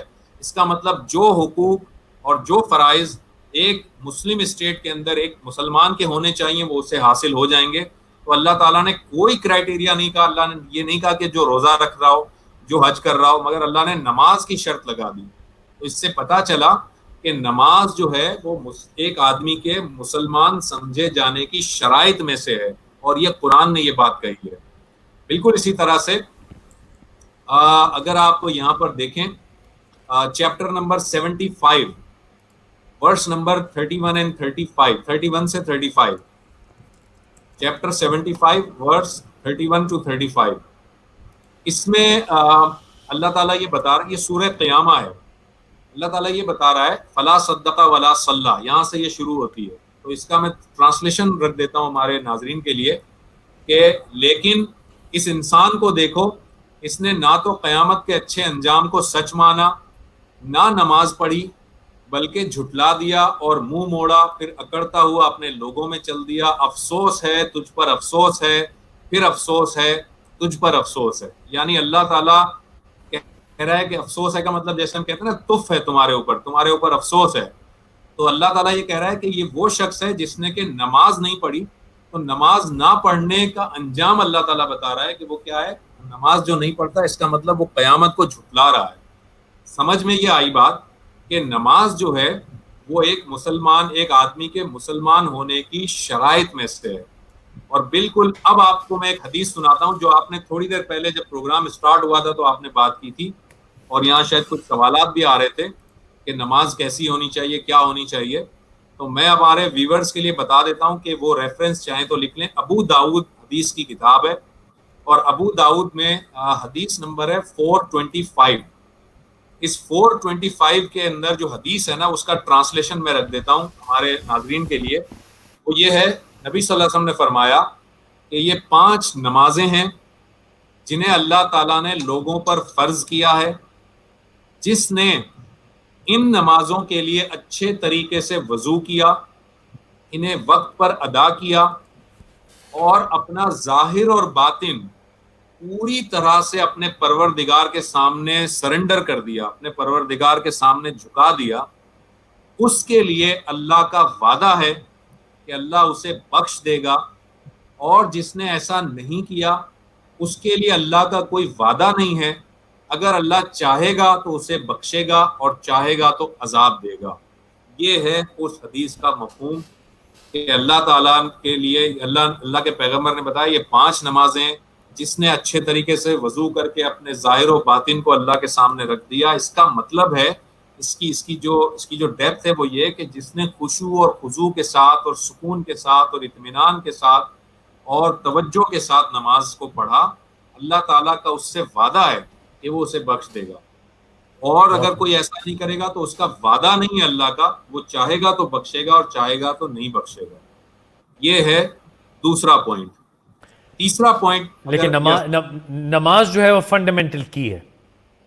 جی بالکل بالکل ہے، ایسا ہی ہے. اب آپ اور اس میں کوئی سوالات اگر ہیں لوگوں کے تو وہ لے لیں، پھر ہم آگے. بس میں اسکرین پہ دکھاتا رہا ہوں. یہ خاتون نے پوچھا ہوا ہے کہ is this true the first question will be about salah on the day of judgment؟ یس، یہ تو روایات میں ملتا ہے کہ سب سے پہلا نماز کے بارے میں سوال ہوگا. بالکل ایسا ہے. کیا رسول اللہ صلی اللہ علیہ وسلم نبوت کیا رسول اللہ صلی اللہ علیہ وسلم نبوت کے ظہور سے پہلے اسی طریقے پر نماز پڑھتے تھے اور غار حرا میں ان کی عبادت کی نوعیت کیا ہوتی تھی.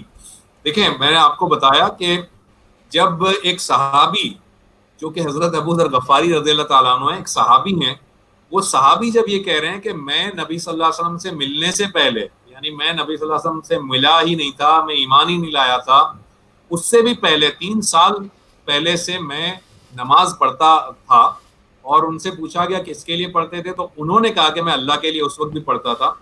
تو یہ تصور کرنا محال ہے کہ نبی صلی اللہ علیہ وسلم جو ہے وہ 40 سال کی عمر پہ پہنچنے سے پہلے وہ بھی نماز نہیں پڑھتے ہوں گے. ظاہر ہے وہ بھی نماز پڑھتے تھے. کس طرح نماز پڑھتے تھے؟ دین ابراہیم پر چلے آ رہے تھے, کیونکہ دین ابراہیم کی روایات مکہ میں تھیں موجود, اور ان میں سے کچھ لوگوں نے اسے بدعت اور اس کی شکل کو بگاڑ دیا تھا, لیکن دین ابراہیمی کی روایات تھیں. اور بہت سارے ایسے واقعات ہیں, اگر آپ حدیثوں کی کتابوں میں دیکھیں تو بہت سارے صحابہ ان دین ابراہیمی کی روایات پر نبی صلی اللہ علیہ وسلم پر ایمان لانے سے پہلے بھی عمل پیرا تھے. تو نبی صلی اللہ علیہ وسلم بھی نماز ادا کیا کرتے تھے. اور یہ جو انہوں نے پوچھا ہے کہ غار حرا میں وہ کس نوعیت کی عبادت کرتے تھے, اس کی تفصیل بہت زیادہ حدیثوں میں تو نہیں ملتی ہمیں, مگر یہ ہمیں پتہ چلتا ہے کہ وہ نماز ادا کیا کرتے تھے. اور میں یہ بتاتا چلوں کہ نبوت کا بالکل ابتدائی جو دور تھا, بالکل ابتدائی دور, اس میں سارے لوگ جانتے ہیں کہ دار ارقم نام کا ایک گھر تھا. حضرت ارقم رضی اللہ تعالیٰ عنہ کا ایک گھر تھا جس کو کہ دار ارقم کہتے ہیں. دار ارقم میں صحابہ کرام 2 4 6 جتنے بھی ہوتے تھے وہ سارے وہاں پر نبی صلی اللہ علیہ وسلم کی ساتھ وہاں پر نماز ادا کیا کرتے تھے. پھر جب سیدنا عمر رضی اللہ تعالیٰ عنہ ایمان لائے تو انہوں نے آپ سے فرمایا کہ یا رسول اللہ ہم کیوں ڈریں, ہمیں نماز ادا کرنی ہے, ہم خانہ کعبہ میں جا کر نماز ادا کریں گے. تو اس کے بعد وہ خانہ کعبہ میں آ کر نماز ادا کرنے لگے, لیکن اس سے پہلے دار ارقم میں نماز ادا ہوتی تھی اور کی جاتی تھی. تیسرے پوائنٹ پر آ جاؤں میں. جی بسم اللہ. اوکے, تیسرا جو پوائنٹ ہے وہ یہ ہے کہ پہلا پوائنٹ میں نے بتایا کہ نماز کی حیثیت عبادات میں وہ ہے جو کہ عقائد میں توحید کی حیثیت ہے. دوسرا پوائنٹ میں نے یہ بتایا کہ نماز کسی شخص کے مسلمان ہونے کی شرائط میں سے سمجھی جاتی ہے. تیسرا پوائنٹ یہ ہے کہ نماز دین پر قائم رہنے کا بھی ذریعہ ہے. یعنی اگر ایک شخص مسلمان تو ہو گیا, اس نے دین تو اڈاپٹ کر لیا اسلام, لیکن اگر وہ نماز چھوڑ دے گا, نماز سے دور ہو جائے گا, تو اس کا دین پر قائم رہ جانا یہ ڈاؤٹ فل ہو جائے گا. تو اللہ تعالیٰ کہہ رہا ہے کہ اگر تم اس کو قائم اس پہ رہنا چاہتے ہو, اس دین کو پکڑ کے رکھنا چاہتے ہو, تو نماز کہ یہ نماز جو ہے ذریعہ بنے گا تمہارا دین پہ قائم ہونے کے لیے. اب اس کا ریفرنس کیا ہے؟ اس کا ریفرنس میں بتا دیتا ہوں. یہ ہے چیپٹر نمبر 43 اور ورس نمبر ہے 36. تو اس میں اللہ تعالیٰ یہ بتا رہے ہیں کہ جو لوگ بھی خدا کی یاد سے غافل ہو جاتے ہیں تو اللہ تعالیٰ ان پر ایک شیطان کو مسلط کر دیتا ہے جو شب و روز کے لیے ان کا ساتھی بن جاتا ہے. یہ بالکل واضح ہے کہ اگر آپ اللہ تعالیٰ کے ذکر سے دور ہو جائیں گے, اللہ تعالیٰ کے ذکر کو چھوڑ دیں گے, تو اللہ تعالیٰ کہہ رہا ہے کہ نقید لہو شیطان فہو لہو قرین, تو اس کے اوپر اللہ تعالیٰ ایک شیطان کو مسلط کر دیتا ہے, اور وہ شیطان شب و روز یعنی ڈے اینڈ نائٹ اس کا ساتھی بن جاتا ہے. اب ظاہر ہے جب شیطان اٹیچ ہو جائے اور ساتھی بن جائے ڈے اینڈ نائٹ, تو اس کا مطلب آپ کا اس دین کے اوپر قائم رہنے میں بہت پرابلم ہو جائے گی, ڈاؤٹ فل ہو جائے گا, پروبیبلٹی کم ہو جائے گی. اس سے پتہ یہ چلا کہ نماز کی تیسری امپورٹنس یہ ہے کہ دین کو قائم کرنے کے لیے بھی نماز ضروری ہے. بالکل اسی طرح سے چیپٹر نمبر 2 پہ اگر آپ آئیں, چیپٹر 2 میں ورس نمبر, یس آپ کچھ پوچھنا چاہ رہے ہیں تو پہلے پوچھ لیجیے. ہاں, میں ہمیشہ مجھے ایک یہ بھی شوق ہے کہ جو چیز اس طرح لکھی ہے کہ اس کو پلٹ کے دیکھا جائے. اگر آپ نماز چھوڑتے ہیں تو آپ کے ساتھ شیطان ایک لگا دیا جائے گا, تو یعنی سے مطلب یہ کہ اگر نماز پڑھتے ہیں تو شیطان سے نجات بھی ہے. بالکل ایسا ہے, بالکل آپ صحیح کہہ رہے ہیں, لیکن نماز اسی روح کے ساتھ پڑھنی ہے جیسا کہ ہے. وہ تو ساری آج کی بحث کا مقصد ہی سارا یہ آج کا. جی اس کے علاوہ میں بتا رہا ہوں کہ chapter number 2 verse number 238 and 239 سورہ بقرہ ہے, یہ ورس 238 اینڈ 239 جو ہے اس میں اللہ تعالیٰ یہ بتا رہا ہے کہ تم جو ہے، دیکھیں یہ وہ والی آیت آ گئی جس کے بارے میں بتا رہا تھا کہ نمازوں کی حفاظت کرو، بالخصوص اس نماز کی جو دن اور رات کی نمازوں کے درمیان میں آتی ہے، جب تمہارے لیے اپنی مصروفیتوں میں سے نکلنا آسان نہیں ہوتا، اور سب کچھ چھوڑ کر اللہ کے حضور میں نہایت ادب کے ساتھ کھڑے ہو جاؤ۔ پھر اگر خطرے کا موقع ہو تو پیدل یا سواری پر جس طرح چاہے نماز پڑھ لو، لیکن جب امن ہو جائے تو اللہ کو اسی طریقے سے یاد کرو جو اس نے تمہیں سکھایا ہے، جسے تم نہیں جانتے تھے۔ اب یہاں سے پتہ چلا کہ اللہ تعالیٰ کہہ رہا ہے کہ تمہیں ہر حال میں نماز ادا کرنی ہے، نماز کی حفاظت کرنی ہے۔ اگر تم کسی خطرے کے موقع میں بھی ہو جاؤ، خطرے میں بھی گھر جاؤ گے، تو تم پیدل نماز پڑھ سکتے ہو تو پیدل پڑھو، سواری پہ پڑھ سکتے ہو تو سواری پہ پڑھو، لیکن نماز کو چھوڑ نہیں سکتے۔ تو نماز تم اس لیے قائم کرو تاکہ تم جو ہے تمہارے دین کی حفاظت رہے۔ یہ بالکل اسی طرح سے یہ بڑی مشہور آیت ہے، اور یہ آیت عام طور پر لوگوں کو یاد ہوتی ہے کیونکہ یہ جمعے کے خطبے میں امام صاحب اکثر اس کو تلاوت کرتے ہیں۔ اس چیپٹر نمبر ہے 29 اور ورس نمبر ہے 45۔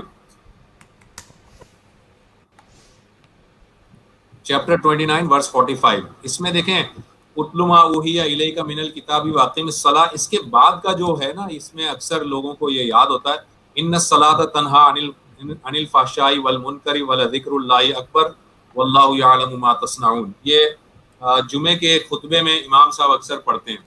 یہ جو آیتیں بتا رہی ہے کہ نماز کا اہتمام کیا کرو، اس لیے کہ نماز بے حیائی اور برائی سے روکتی ہے۔ اس کا مطلب یہ ہوا کہ اگر تم اپنے دین پر قائم رہنا چاہتے ہو تو نماز کا اہتمام کرو، کیونکہ یہ تمہیں برائی سے اور بے حیائی سے تمہیں روکتی ہے، تمہیں وہاں سے پکڑ کر رکھتی ہے۔ تو یہ ہے دین پر قائم رہنے کے لیے ایک طریقہ کار یا ایک عبادت۔ اس کے بعد آتے ہیں ہم میں آپ کے سامنے یہ بتاؤں کہ چوتھی چیز پہ آتا ہوں، فورتھ پوائنٹ۔ اگر یہ کلیئر ہے تو ٹھیک ہے، میں فورتھ پوائنٹ پہ آتا ہوں۔ جی بالکل۔ اچھا، فورتھ پوائنٹ یہ ہے کہ نماز کی ایک چوتھی جو امپورٹنس ہے وہ یہ کہ نماز جو ہے وہ گناہوں کو مٹا دیتی ہے۔ اب اس میں ذرا سی ڈسکشن ہم کرتے ہیں۔ نماز گناہوں کو مٹا دیتی ہے کا مطلب یہ ہے کہ جو آپ دن بھر آپ کا جو ڈیلی پورا کا پورا معمول ہوتے ہیں، جو معاملات ہیں آپ کے، جی آپ کے جو معاملات ہوتے ہیں، اس میں ظاہر ہے کہ آپ سے کچھ خطائیں بھی ہو جاتی ہیں، کچھ لغزشیں ہو جاتی ہیں، کبھی آپ نے کچھ کسی کو اونچا کچھ بول دیا، کسی کے ساتھ کوئی تھوڑی سی زیادتی آپ نے کر دی۔ جو بھی آپ کے پورے کے پورے شب و روز میں جو چھوٹے گناہ جمع ہوتے رہتے ہیں، تو ان کے بارے میں یہ بات کی جا رہی ہے کہ یہ نماز جو ہے یہ ان گناہوں کو مٹا دیتی ہے۔ یہ میں اپنی طرف سے نہیں کہہ رہا، اس کا میں ریفرنس دے دیتا ہوں۔ چیپٹر نمبر 11 پہ آئیے اور ورس نمبر 114 پہ آئیے۔ چیپٹر 11 ورس 114۔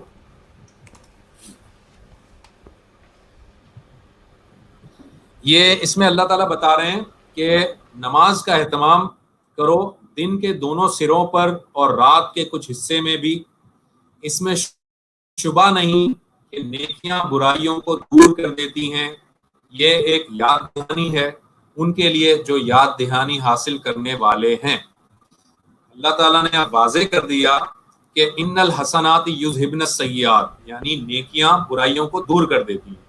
تو اللہ تعالیٰ یہ بتا رہا ہے کہ تم جب نماز قائم کرتے ہو تو نماز قائم کرنے کی وجہ سے یہ جو نیکی تم نے کمائی ہے، یہ نیکیاں تمہارے ان گناہوں کو ختم کر دیتی ہیں، مٹا دیتی ہیں۔ یہاں پر ایک بات بہت اچھی طرح لوگوں کو سمجھانی ہے، جو کہ اگر مس ہو گئی تو شاید وہ اس پوری بات کو سمجھ نہیں پائیں گے۔ وہ یہ ہے کہ یہاں پر چھوٹے جو گناہ ہوتے ہیں نا، جن کو ہم ٹیکنیکل ٹرم میں گناہ صغیرہ کہتے ہیں، یہ ان کے بارے میں بات ہو رہی ہے۔ جو بڑے گناہ ہیں جن کو گناہ کبیرہ کہتے ہیں، گناہ کبیرہ کا مطلب آپ نے کسی کا مال ہڑپ کر لیا، آپ نے کسی کے ساتھ دھوکہ کیا، آپ نے کسی کو فریب دیا، آپ نے کسی کو قتل کر دیا، آپ نے کسی کی وراثت کو ہڑپ کر لیا، آپ نے کسی کے ساتھ بھی کوئی زیادتی کی، تو یہ وہ نہیں ہے کہ آپ بس اپنا کسی کا مال ہڑپ کر لوں اور میں 5 وقت جا کے نماز پڑھتا رہوں اور یہ کہوں کہ اللہ تعالیٰ میرے سارے گناہ معاف کر دے گا. نو، ایسا نہیں ہے. آپ کو یہ چھوٹی چھوٹی جو لغزشیں ہوتی ہیں، یہ ان کے بارے میں بات ہو رہی ہے جو آپ نے لوگوں کے ساتھ معاملات کیے ہیں، جو ان کو دھوکہ دیا ہے. اس کی معافی اس وقت ملے گی جب اس دھوکہ جس کو دیا تھا اس سے جا کر آپ معافی مانگیں، اور ان کا اگر آپ نے مال ہڑپ کیا تھا تو اس مال کو پہلے لوٹائیں، اس کی تلافی کریں، تب جا کر یہ ہوگا. جی آپ کچھ پوچھنا چاہ رہے ہیں؟ تو میں اگر میں اس طرح کہوں کیا ہے وہ تو نکل جائیں گے اس سے، لیکن آپ نے آرگنائزڈ کرائم جسے کہتے ہیں تہیا کر کے سوچ کے پلاننگ جو ٹیڑے کام کیے وہ ایسے نہیں بچیں گے. موٹی کوتاہی ہو گئی، نہیں، کوئی غلطی ہو گئی، کوئی بھول.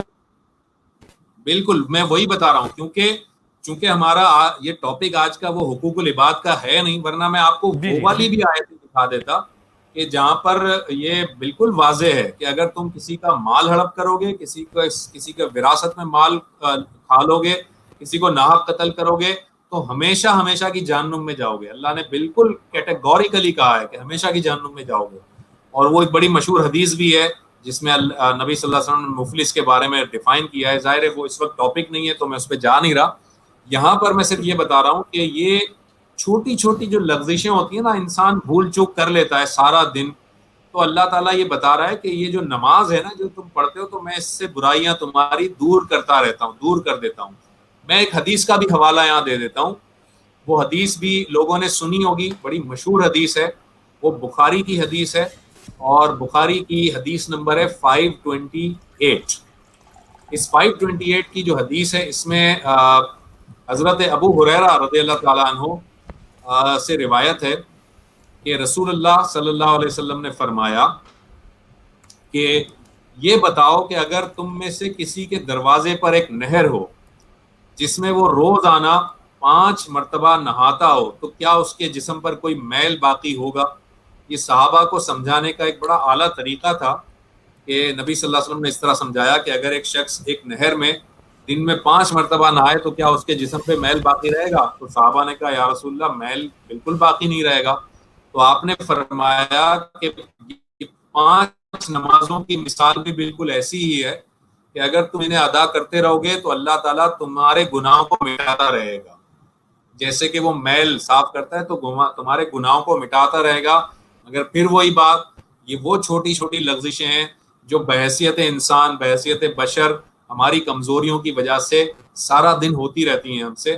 یہ وہ نہیں ہے جس میں آپ نے کسی کو انٹینشنلی، کسی کو فراڈ کر کے، کسی کو دھوکہ دے کے، کسی کو ستا کر، تنگ کر کے آپ نے حقوق العباد کی جو دھجیاں اڑائی ہیں ان کے بارے میں بات نہیں ہو رہی ہے. ٹھیک ہے جی، 5ویں پوائنٹ پہ آ جاؤں. 5واں پوائنٹ یہ ہے کہ نماز ہی دراصل وہ ہے جو کہ آپ کو تکلیفوں سے نجات دلائے گی، جو آپ کو مصیبتوں سے نجات دلائے گی، جو آپ کو کسی پریشانی سے نجات دلائے گی. یعنی نماز کے علاوہ کوئی ٹول نہیں بتایا گیا، کوئی اور نئی چیز بتائی گئی. ہم جانتے ہیں، پہلے میں آپ کو قرآن سے بتا دیتا ہوں پھر احادیث پہ چلتے ہیں. سورہ بقرہ یعنی چیپٹر نمبر 2 اور ورس نمبر 153، چیپٹر 2 153 پہ آئیں گے اگر ہم، تو اللہ تعالیٰ بتا رہا ہے یا ایھا الذین آمنوا استعینوا بالصبر والصلاۃ ان اللہ مع الصابرین. اے ایمان والو، صبر اور نماز کے ساتھ مدد لو اللہ کی، بے شک اللہ صبر کرنے والوں کے ساتھ ہے. یہ وہ آیت ہے کہ جس میں اللہ تعالیٰ جو ہے یہ یعنی اس آیت سے اگر پہلے چلے جائیں تو اس میں اللہ تعالیٰ یہ بتا رہا ہے کہ چونکہ یہ قبلہ جو ہے اس کی بدلنے کی بات ہوئی ہے تو اب تمہارے اوپر طرح طرح کی پریشانیاں آئیں گی، مصیبتیں آئیں گی، رکاوٹیں آئیں گی، تکلیفیں آئیں گی، لیکن ساری تکالیف میں نماز سے مدد لینا، اور جب تم نماز ادا کرو گے تو تمہارے ساتھ تمہارا رب ہوگا. اب آپ یہاں پر یہ دیکھیں کہ یہ ایک اور آپ کو میں بتاؤں کہ یہ بڑی امپورٹنٹ بات ہے. نبی اکرم صلی اللہ علیہ وسلم کی اگر سیرت کا مطالعہ کریں تو آپ کو جنگ کا موقع ہوتا تھا تو آپ نماز ادا کرتے تھے. یعنی غزوہ بدر بڑا مشہور واقعہ ہے. غزوہ بدر میں آپ پہنچے، سارے ساز و سامان جو بھی تھا، جتنا اویلیبل تھا اس کے ساتھ، اور پھر جنگ شروع ہونے سے پہلے آپ نماز کے لیے کھڑے ہو گئے، اللہ تعالیٰ سے نماز کے ذریعے سے مدد مانگی. پھر آپ جب کبھی کوئی آندھی یا طوفان والی کیفیت ہوتی تھی تو آپ فوراً مسجد کا رخ کرتے تھے, نماز ادا کرتے تھے. جب کوئی سورج گرہن, چاند گرہن والی کیفیت ہوتی تھی تو آپ نماز ادا کرتے تھے. جب کوئی حاجت پیش آ جاتی تھی تو آپ نماز ادا کرتے تھے. جب بھی کوئی پریشانی ہوتی تھی آپ نماز ادا کرتے تھے. اس سے پتہ چلا کہ نماز ہی اصل میں ہے ہر پریشانی, ہر بیماری, ہر مصیبت, ہر تکلیف, ہر آفت, ہر آسمانی آفت, ہر بلا, اس کا جو مین ایلیمنٹ ہے اس سے دور رہنے کا اور اس سے محفوظ رہنے کا اور اللہ کی پناہ میں آنے کا, وہ نماز ہے. جی تو سر میں یہ کہنا چاہتا کہ پھر نماز ہی وہ طریقہ ہوا جس سے آپ جا کے کسی مشکل میں, کسی برائی میں, ہو طوفان ہو, سورج گرہن ہو, اور آپ نے اللہ کے پاس جانا, تو اللہ کا بھی یہی طریقہ ہے. صرف یہ نماز یہ نہیں ہے کہ آپ نے جا کے کر لی, لیکن اس میں یعنی آپ نے جا کے اللہ تعالیٰ سے بات چیت کرنی ہے, کرنا ہے, اللہ تعالیٰ سے مانگنا ہے, تو یہ نماز ہی وہ بہترین طریقہ ہے. بالکل صحیح ہے, ایسا ہی ہے. اوکے, آپ کی آواز پھر چلی گئی سر. سر میں دیکھتا ہوں, آپ کنٹینیو کیجئے, میں آ جاؤں گا, آپ کنٹینیو کیجئے. Okay okay okay okay okay. اچھا, اب میں اس کے جو ہے وہ شاید 1 یا 2 پوائنٹ اور ہیں, میں آپ کو بتا دیتا ہوں. اور اب جو میں پوائنٹ بتانے جا رہا ہوں نا, یہ میں چاہتا ہوں کہ یہ تمام کے تمام لوگ بہت ہی غور سے سنیں, کیونکہ یہ بہت امپورٹنٹ پوائنٹ ہے. اگر آپ نے اس پوائنٹ کو اس پوائنٹ کی جو ڈیپتھ ہے نا, اس کو اگر آپ نے پک کر لیا نا, تو آپ کو سمجھ آ جائے گا کہ نماز اتنی امپورٹنٹ کیوں ہے. یہ بہت امپورٹنٹ ہے, اس لیے میں اس کو بتا رہا ہوں, ذرا غور سے سنیں. اللہ تعالیٰ یہ بتا رہا ہے کہ نماز جو ہے نا, وہ اس کی کائنات کی فطرت ہے. یہ میرے الفاظ کو ذرا غور سے سنیے گا. میں کہہ رہا ہوں کہ اللہ تعالیٰ یہ بتا رہا ہے کہ نماز اس کی بنائی گئی کائنات کی فطرت ہے. Are you there with me? جی میں ہوں. ہلو, آپ کنٹینیو کیجئے, میں یہی ہوں. Okay okay. تو یہ اللہ تعالیٰ کہہ رہا ہے کہ نماز جو ہے وہ کائنات کی فطرت ہے, اور اس فطرت کو سمجھانے کے لیے اب میں آپ کو بتاتا جا رہا ہوں کہ ذرا اس کو غور سے دیکھیے گا اللہ تعالیٰ کیا کہہ رہا ہے. سورہ بنی اسرائیل میں اگر آپ آئیں, چیپٹر نمبر 17 اور verse number 44, chapter 17 and verse number 44. میں فطرت کو سمجھا رہا ہوں, پہلے پوری میری بات کو پہلے آپ سن لیجئے گا اچھی طریقے سے, پھر آپ کو وضاحت ہو جائے گی اس میں کہ میں یہ کیوں کہہ رہا ہوں. چیپٹر 17 اور ورس نمبر 44 کو نکالیں اگر, تو اللہ تعالیٰ یہاں کہہ رہا ہے تسبح لہ السماوات السبع والارض ومن فیہن, اور آگے یہ ایک طویل آیت ہے. میں اس کی ٹرانسلیشن بتا رہا ہوں اپنے ویورز کو. اللہ تعالیٰ کہہ رہا ہے کہ ساتوں آسمان, یعنی پورے کے پورے 7 کے 7 آسمان, ساتوں آسمان اور زمین اور وہ سب چیزیں جو آسمان اور زمین کے اندر ہیں, اس کی تسبیح بیان کرتی ہیں. اللہ تعالیٰ کہہ رہا ہے کہ ساتوں آسمان اور یہ زمین, اور اس ساتوں آسمان اور زمین کے درمیان میں جو کچھ بھی ہے وہ اللہ کی تسبیح بیان کرتی ہے, اور کوئی چیز بھی نہیں ہے جو حمد کے ساتھ اس کی تسبیح نہ کر رہی ہو, لیکن تم ان کی تسبیح نہیں سمجھتے.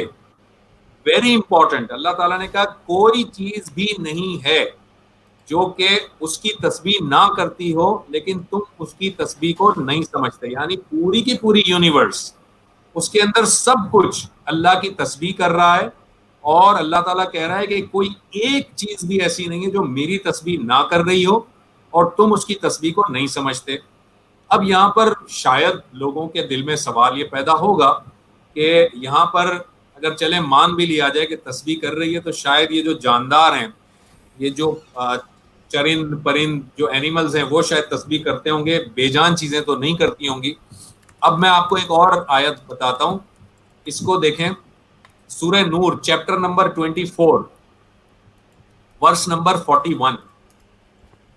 سورہ نور چیپٹر نمبر 24 اور ورس نمبر 41.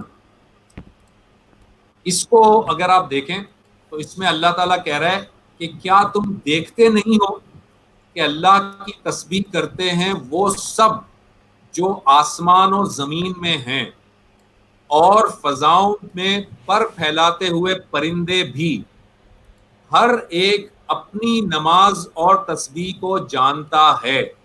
یہ ذرا عربی میں چاہوں گا اس کو ذرا ہائی لائٹ کریں. کل قد علم صلاتہ، کل قد علم صلاتہ، یہ والی چیز جب ہائی لائٹ کریں، اس میں اللہ تعالیٰ کہہ رہا ہے ہر ایک اپنی نماز اور اپنی تسبیح کو جانتا ہے. کل قد علم صلاتہ و تسبیحہ، یعنی ہر چیز زمین اور آسمان کے درمیان، اور پرندوں کا خاص کر کے اللہ نے ذکر کیا کہ یہ ہر ایک تسبیح کر رہا ہے، اور ہر ایک اپنی نماز کا لفظ استعمال کیا صلاتہ، ہر ایک اپنی نماز کو اور اپنی تسبیح کو جانتا ہے، اور جو کچھ یہ کرتے ہیں اللہ اس سے پوری طرح واقف ہے. ٹھیک ہے. اب ایک ذرا تیسری آیت کا ریفرنس دے رہا ہوں میں آپ کو. آپ نکالیں chapter number 16، chapter number 16 verse number 48 and 49. Chapter 16 verse number 48 and 49. Okay, یہ ورس 48 اور 49 جو ہے نا، اس میں اللہ تعالیٰ جو بتا رہا ہے اس کا میں ٹرانسلیشن رکھ دیتا ہوں. اللہ تعالیٰ کہہ رہا ہے کہ کیا انہوں نے دیکھا نہیں کہ اللہ نے جو چیزیں بھی پیدا کی ہیں، ریممبر اللہ نے جو چیزیں بھی پیدا کی ہیں، عربی میں لکھا ہوا ہے ما خلق اللہ، یعنی جو چیزیں بھی پیدا کی ہیں ان کے سائے. فیصل صاحب ذرا غور کیجئے گا، اللہ تعالیٰ نے جو چیزیں بھی پیدا کی ہیں ان کے سائے، یعنی ان کا شیڈو، ان کے سائے دائیں اور بائیں سے اللہ کو سجدہ کرتے ہوئے ڈھلتے ہیں اور ان پر فروتنی ہوتی ہے.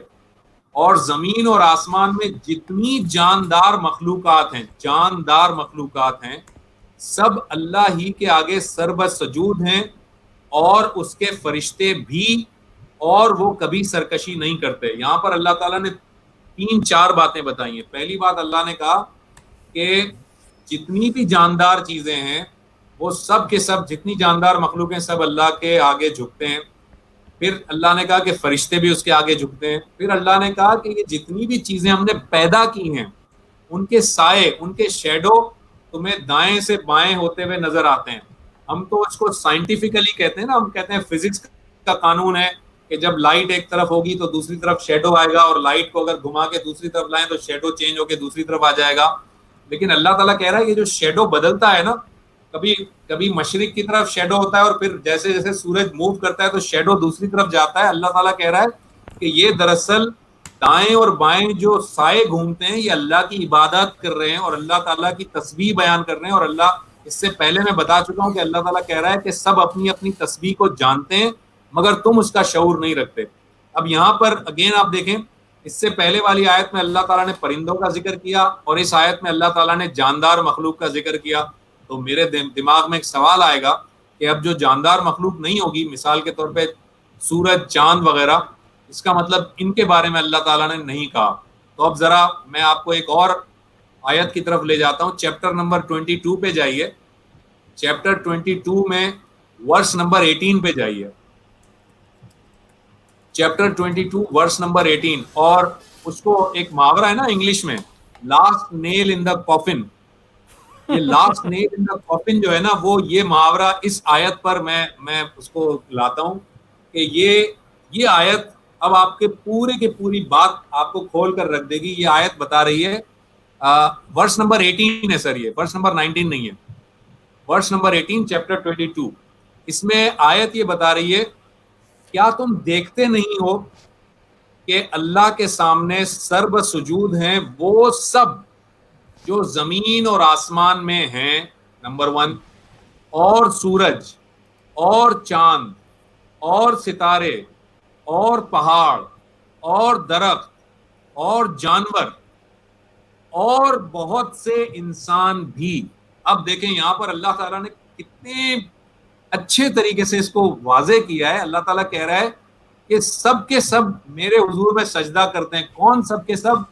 زمین اور آسمان میں جو کچھ بھی ہے وہ، نمبر 1، سورج بھی، چاند بھی، ستارے بھی، پہاڑ بھی، درخت بھی، اور تمام جانور بھی. اب دیکھیں جب بھی اللہ تعالیٰ نے جانور، درخت، ستارے، سورج، چاند کی بات کی تو یہ نہیں کہا کہ ستاروں میں سے کچھ کرتے ہیں کچھ نہیں کرتے، یہ سب اللہ تعالیٰ نے کہا سب کرتے ہیں. لیکن جب انسان کی بات آئی تو اللہ تعالیٰ نے کہا اور بہت سے انسان بھی.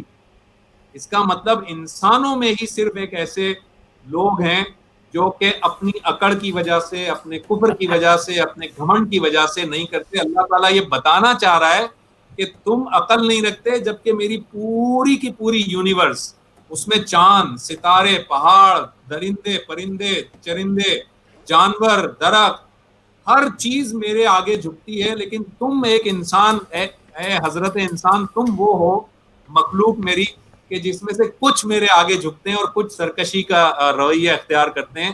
اور سرکشی کا رویہ جو اختیار کرتے ہیں ان کے لیے آیت میں آخری لفظ دیکھ لیں. آخری لفظ کیا ہے؟ حق علیہ العذاب. یہ وہ لوگ ہوں گے جن کے لیے ہم نے عذاب تیار کر کے رکھا ہے. حق علیہ عذاب. اس کا مطلب اللہ تعالیٰ کہہ رہا ہے کہ پوری کی پوری کائنات اس فطرت پر قائم ہے کہ نماز اور تسبیح ادا کرتی ہے, اور اس پوری کائنات کو ان کی نماز کا اور ان کی تسبیح کا طریقہ بھی پتہ ہے. اور اس پوری کائنات میں جاندار ہوں یا غیر جاندار ہوں, کوئی بھی ایسا انڈیویجول نہیں ہے جو اس سے سرکشی کرتا ہو, مگر انسان ایسا ہے, اور جو اس سے سرکشی کرے گا اس کے لیے عذاب تیار کیا جا چکا ہے. یہ ہے پوری نماز کی امپورٹنس. اسی لیے میں نے اس آیت کو لاسٹ نیل ان دا کافن کہا تھا. اچھا, میں چاہوں گا کہ ایک لمحہ اسکرین پہ اس کو بھی دیکھ لیجئے. The universal law of vibration, جو کہا نا کہ ہر چیز تسبیح کرتی ہے اور انسان سمجھ نہیں سکتا. وہ کوانٹم فزکس, سائنس, بڑیاں بڑیاں گلاں, لیکن یہ یہاں موجود ہے. اور یہی قرآن کا حسن اور خوبصورتی ہے کہ جو چیز ابھی ہم سمجھ بھی نہ پائے, جو ابھی جہاں تک ہماری عقل ابھی بہت دور ہے, وہ اللہ تعالیٰ نے 1400 برس پہلے قرآن میں بتا دی تھی. تو یہ the universal law of vibration, یہ وہی عبادت ہے جس کا ذکر ابھی قرآن میں آپ نے بتایا. بالکل ایسا ہی ہے. تو یہاں تک مطلب ہم نے بات آج کر لی, اور اس میں نے نماز کی ہسٹری بتا دی اور نماز کی امپورٹنس کے میں نے کچھ 7-8 پوائنٹس بتا دیے. اب آگے چلیں, اب آگے کیا چلنا ہے, یا کوئی بریک لینا چاہتے ہیں؟ اچھا, آج کے لیے بریک لگا دیں. ہاں میرا خیال میں کافی ہے. اب آپ اپنے کچھ سوالات جو آپ کے لوگ ویورز نے پوچھے ہیں ان کو ذرا فلٹر کیجئے گا, اور مجھے بتائیے گا کیا ہے آپ کے سوالات. آپ دیکھیے, وہ جاتا ہوں کہ پہلے آن ایئر کمٹمنٹ کر جائیں کہ اس کا اگلا پارٹ کل شب 9:30 بجے. کل میں ابھی کچھ آپ کو اس لیے نہیں کمنٹ کر سکتا کہ کل اور پرسوں دونوں میری ریکارڈنگ ہے, جو میرا شو ایک ہے جاوید صاحب کے ساتھ, اس کی کل بھی اور پرسوں بھی ایک ریکارڈنگ ہے, اس لیے میں ابھی نہیں بتا سکتا. لیکن آپ اب اس میں مطلب ہمیں کیا کرنا ہے؟ اگر نماز کی ہم نے ہسٹری بیان کر لی, نماز کی امپورٹنس بیان کر لی, اب اس میں کیا پوائنٹ ایسا ہے؟ سب سے اہم طریقہ, سارے سوال بھی اسی طرف ہیں. کیا چیز مطلب طریقہ نماز اور کون سی دعائیں اور سجدے کا طریقہ, وہ تمام چیزوں پہ جانا نا. اور میں تو اس آس میں بھی ہوں کہ آپ کو اس لائف کا نشہ لگ جائے گا اور آپ پھر وہ میرے قابو میں رہیں گے. کیونکہ آسان کام ہے نا یار. اور کسی نے کہا بھی ہے, دیکھیے میں تھوڑے کامنٹس لگاتا ہوں. آپ یہ بتائیے کہ جو آپ یہ لائیو جو ریلے کر رہے ہیں, یہ ریکارڈ بھی ہو رہا ہے یا خالی لائیو جا رہا ہے؟ سر یہ پرماننٹ ہو گیا, یہ میرے فیس بک اور یوٹیوب کے اوپر پرماننٹ ہو گیا. پرماننٹ ہو گیا نا, بس ٹھیک ہے. تو میں آپ کے فیس بک سے وہ لے سکتا ہوں, یعنی وہاں سے وہ ریکارڈنگ لے سکتا ہوں. بالکل. اور میں اس کو بعد میں ڈاؤن لوڈ کر کے اس میں سے جو ہماری کنیکشن بریک ہوا, یہ ہوا, اس کی صفائی کر کے ایک اور صاف ورژن بنا کے پھر دوبارہ بھی اپلوڈ کرتا ہوں اس کو میں. ہاں وہ اگر آپ کر دیں تو وہ زیادہ بہتر ہو جائے گا. وہ بھی کروں گا, کیونکہ وہ یہ تو آپ کو پتہ ہے کہ یہ میں نے پہلے بھی آپ کی خدمت میں عرض کیا کہ زندگی میں اگر میڈیا پہ آ کے کوئی میں نے کام کیا ہے جس پہ مجھے شرمندگی نہیں ہوتی تو شاید یہ والا کام ہے. تو اس پہ تو میں پوری محنت کرتا ہوں. اچھا, یہ 2-4 سوال یہ لیتے ہیں جو تھے, میں اسکرین پہ آ رہا ہے, یہ دیکھ لیجئے. جی, یہ انہوں نے پوچھا ہے ازکا زبیر نے, اگر کسی کی پرانی نمازیں کافی عرصے کی رہ گئی ہوں تو کیا کرنا چاہیے قضاء عمری کی؟ کہ اچھا ٹھیک ہے, دیکھیں اس میں آپ کو بتا دیتا ہوں. اس میں سب سے پہلی بات, اس کو ذرا ذہن میں رکھیے گا, ہمارے جو ویورز ہیں وہ بھی ذرا سن لیں غور سے, کہ نبی صلی اللہ علیہ وسلم کے زمانے میں اس بات کا تصور نہیں ہوتا تھا کہ ایک شخص مسلمان بھی ہو اور نماز نہ پڑھے.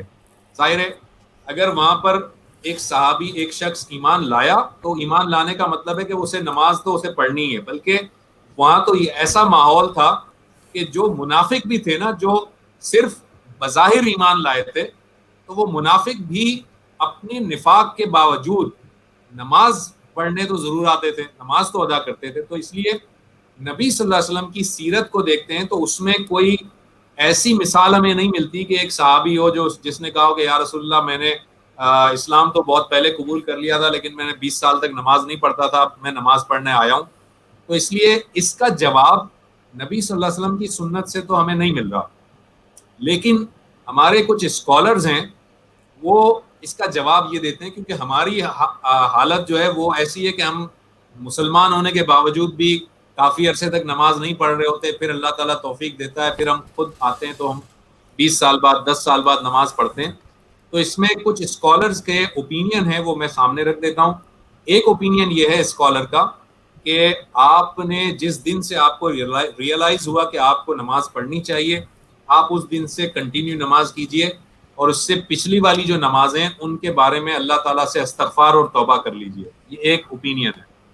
دوسرا اوپینین یہ ہے کہ آپ جس دن سے آپ نے ریئلائز کیا اس دن سے آپ نماز کنٹینیو کریں، اور پچھلی نمازوں کے لیے اللہ تعالیٰ سے توبہ بھی کریں، اور توبہ کرنے کے ساتھ ساتھ اس کی تلافی بھی کریں. تلافی کو قضاء عمری کہا جاتا ہے، یعنی کہ آپ ہر نماز کے بعد ایک اسی نماز کی قضا بھی پڑھ لیں. مثال کے طور پر میں ظہر کی نماز پڑھ رہا ہوں تو ظہر کی نماز پڑھنے کے بعد 4 رکعت ظہر کی قضا بھی پڑھ لوں جو میری پچھلی ظہر قضا ہو گئی یا رہ گئی.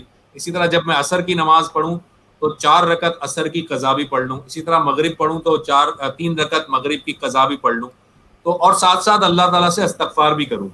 تو یہ اوپینین ایک دوسرا اوپینین ہے کہ آپ استغفار بھی کریں اور اس کی تلافی بھی کرتے چلے جائیں. لیکن لازمی بات ہے یہ دونوں اوپینین ہمارے اسکالرز کے اوپینین ہیں، اور اسکالرز کے اوپینین ہیں تو اس کا مطلب اجتہادی رائے ہے، یہ پیغمبر کی رائے نہیں ہے. لیکن میں اب ان دونوں اوپینین میں بہتر اوپینین یہی سمجھتا ہوں کہ ہمیں استغفار بھی کرنا چاہیے اور تلافی بھی کرنی چاہیے. اوکے. ایک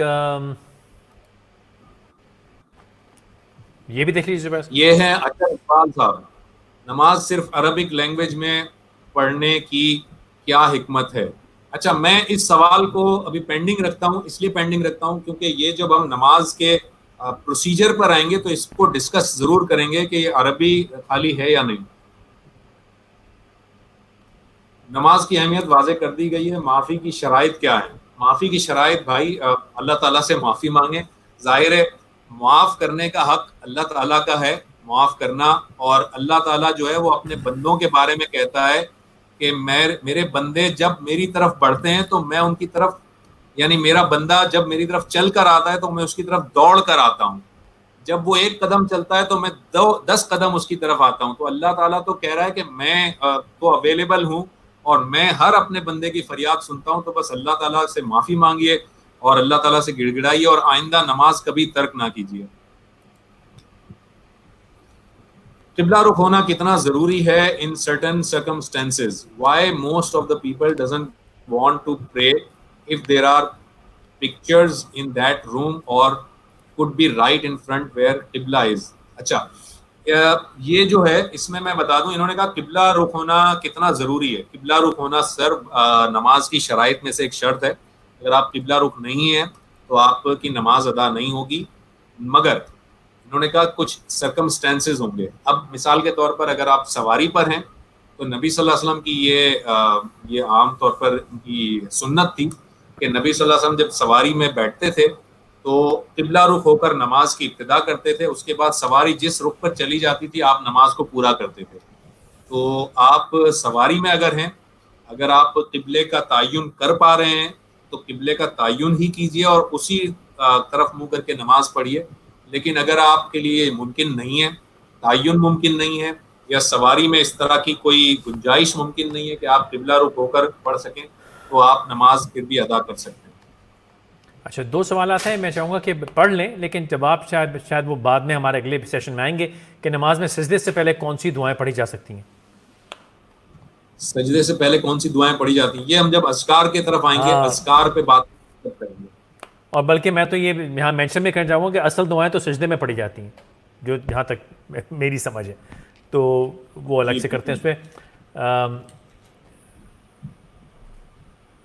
یہ سوال بھی ہم بعد میں ٹچ کر لیں گے، لیکن میں مینشن کہتا ہوں کہ لوگوں نے کہا ہے تو میں اس لیے میں نہیں چاہتا کچھ سمجھے کہ نہیں مینشن ہوا. نماز کیسی ہونی چاہیے یہ میں نے اپنی ڈسکشن میں بیان کر دیا جی ہے کہ نبی صلی اللہ علیہ وسلم نے کیا فرمایا تھا. رفع یدین کے متعلق کچھ بتائیں. رفع یدین کے متعلق رفع کہتے ہیں اٹھانے کو، اور یدین کہتے ہیں دو ہاتھوں کو. یدین یہ دو ہاتھ، اور رفع کا مطلب اوپر اٹھانا.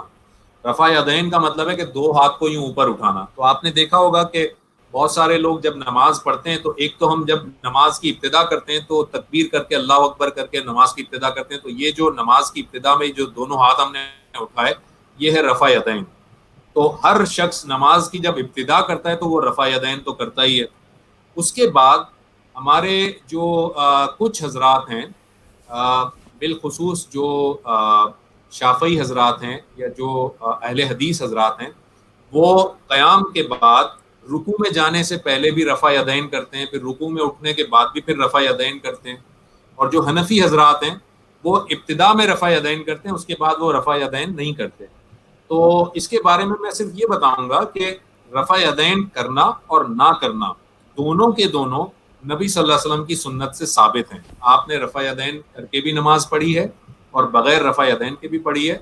اور میں سمجھتا ہوں کہ اس طرح کے معاملات میں ہمیں الجھنے کے بجائے اور ہمیں ایک دوسرے کو خواہ اس میں کنٹروورشل ایشوز بنانے کے بجائے ہمیں نماز کی اصل روح پہ جانا چاہیے. نماز کے ان ارکان پر ہم فوکس کریں جن ارکان میں کوئی اختلاف نہیں ہے، جیسے قیام میں کوئی اختلاف نہیں ہے، رکوع میں کوئی اختلاف نہیں ہے، سجدے میں کوئی اختلاف نہیں ہے. لیکن یہ رفع یدین کرنا یا نہ کرنا یہ ایک اجتہادی مسئلہ ہے، لیکن نبی صلی اللہ علیہ وسلم کی روایات سے دونوں ہمیں یہ روایتیں ملتی ہیں. تو اس میں اگر کوئی شخص رفع یدین کرتا ہے تب بھی ٹھیک ہے اور نہیں کرتا تب بھی ٹھیک ہے. اچھا، اس میں یہاں پہ تھوڑا سا ایڈ کرنا چاہوں گا زبیر بھائی کہ نماز جب کبھی کبھی کنیکٹ ہو جاتی ہے نا، جب آپ کا کنیکشن بن جاتا ہے تو مطلب میں ذاتی تجربے سے کہہ رہا ہوں کہ کبھی ہاتھ اٹھ بھی جاتا ہے، مطلب آپ خود ہی اللہ اکبر پہ ہاتھ اٹھا لیتے ہیں. اور میں سمجھتا ہوں، اور جیسا کہ قرآن میں جو سجدے ہیں اس پہ ہم لوگ، اگر مجھ سے کوئی غلطی ہو جائے تو اللہ مجھے معاف کرے، تصحیح کر دیجیے گا، غلطی میرے مقصد ہے کہ جہاں تک میری مطالعہ ہے اس میں یہی ہے کہ وہ سجدے ایسے نہیں ہیں کہ آپ نے اس پہ سجدے کرنے ہیں، لیکن وہ سجدے وہ ہیں جہاں نبی پاک صلی اللہ علیہ وسلم اس کی تلاوت کرتے وقت، نماز کے وقت ان کے اوپر وہ کیفیت طاری ہو جاتی تھی کہ وہ سجدے میں گر جاتے تھے. نہ کہ یہ کہ آپ نے نماز رو کے سجدہ کر لیا، پتہ ہے نہیں، محسوس کچھ نہیں ہوا، تو وہ مقصد نہیں ہے. مقصد ہے ان پہ وہ کیفیت طاری ہوتی ہے. تو اسی طرح کبھی کبھی نماز میں وہ کیفیت طاری ہو جاتی ہے کہ آپ نہ جانے کب ہاتھ اٹھا کے اللہ اکبر کر رہے ہوتے. بالکل صحیح ہے، ایسا ہی ہے، یو آر رائٹ. اچھا، یہ ایک سوال ہے.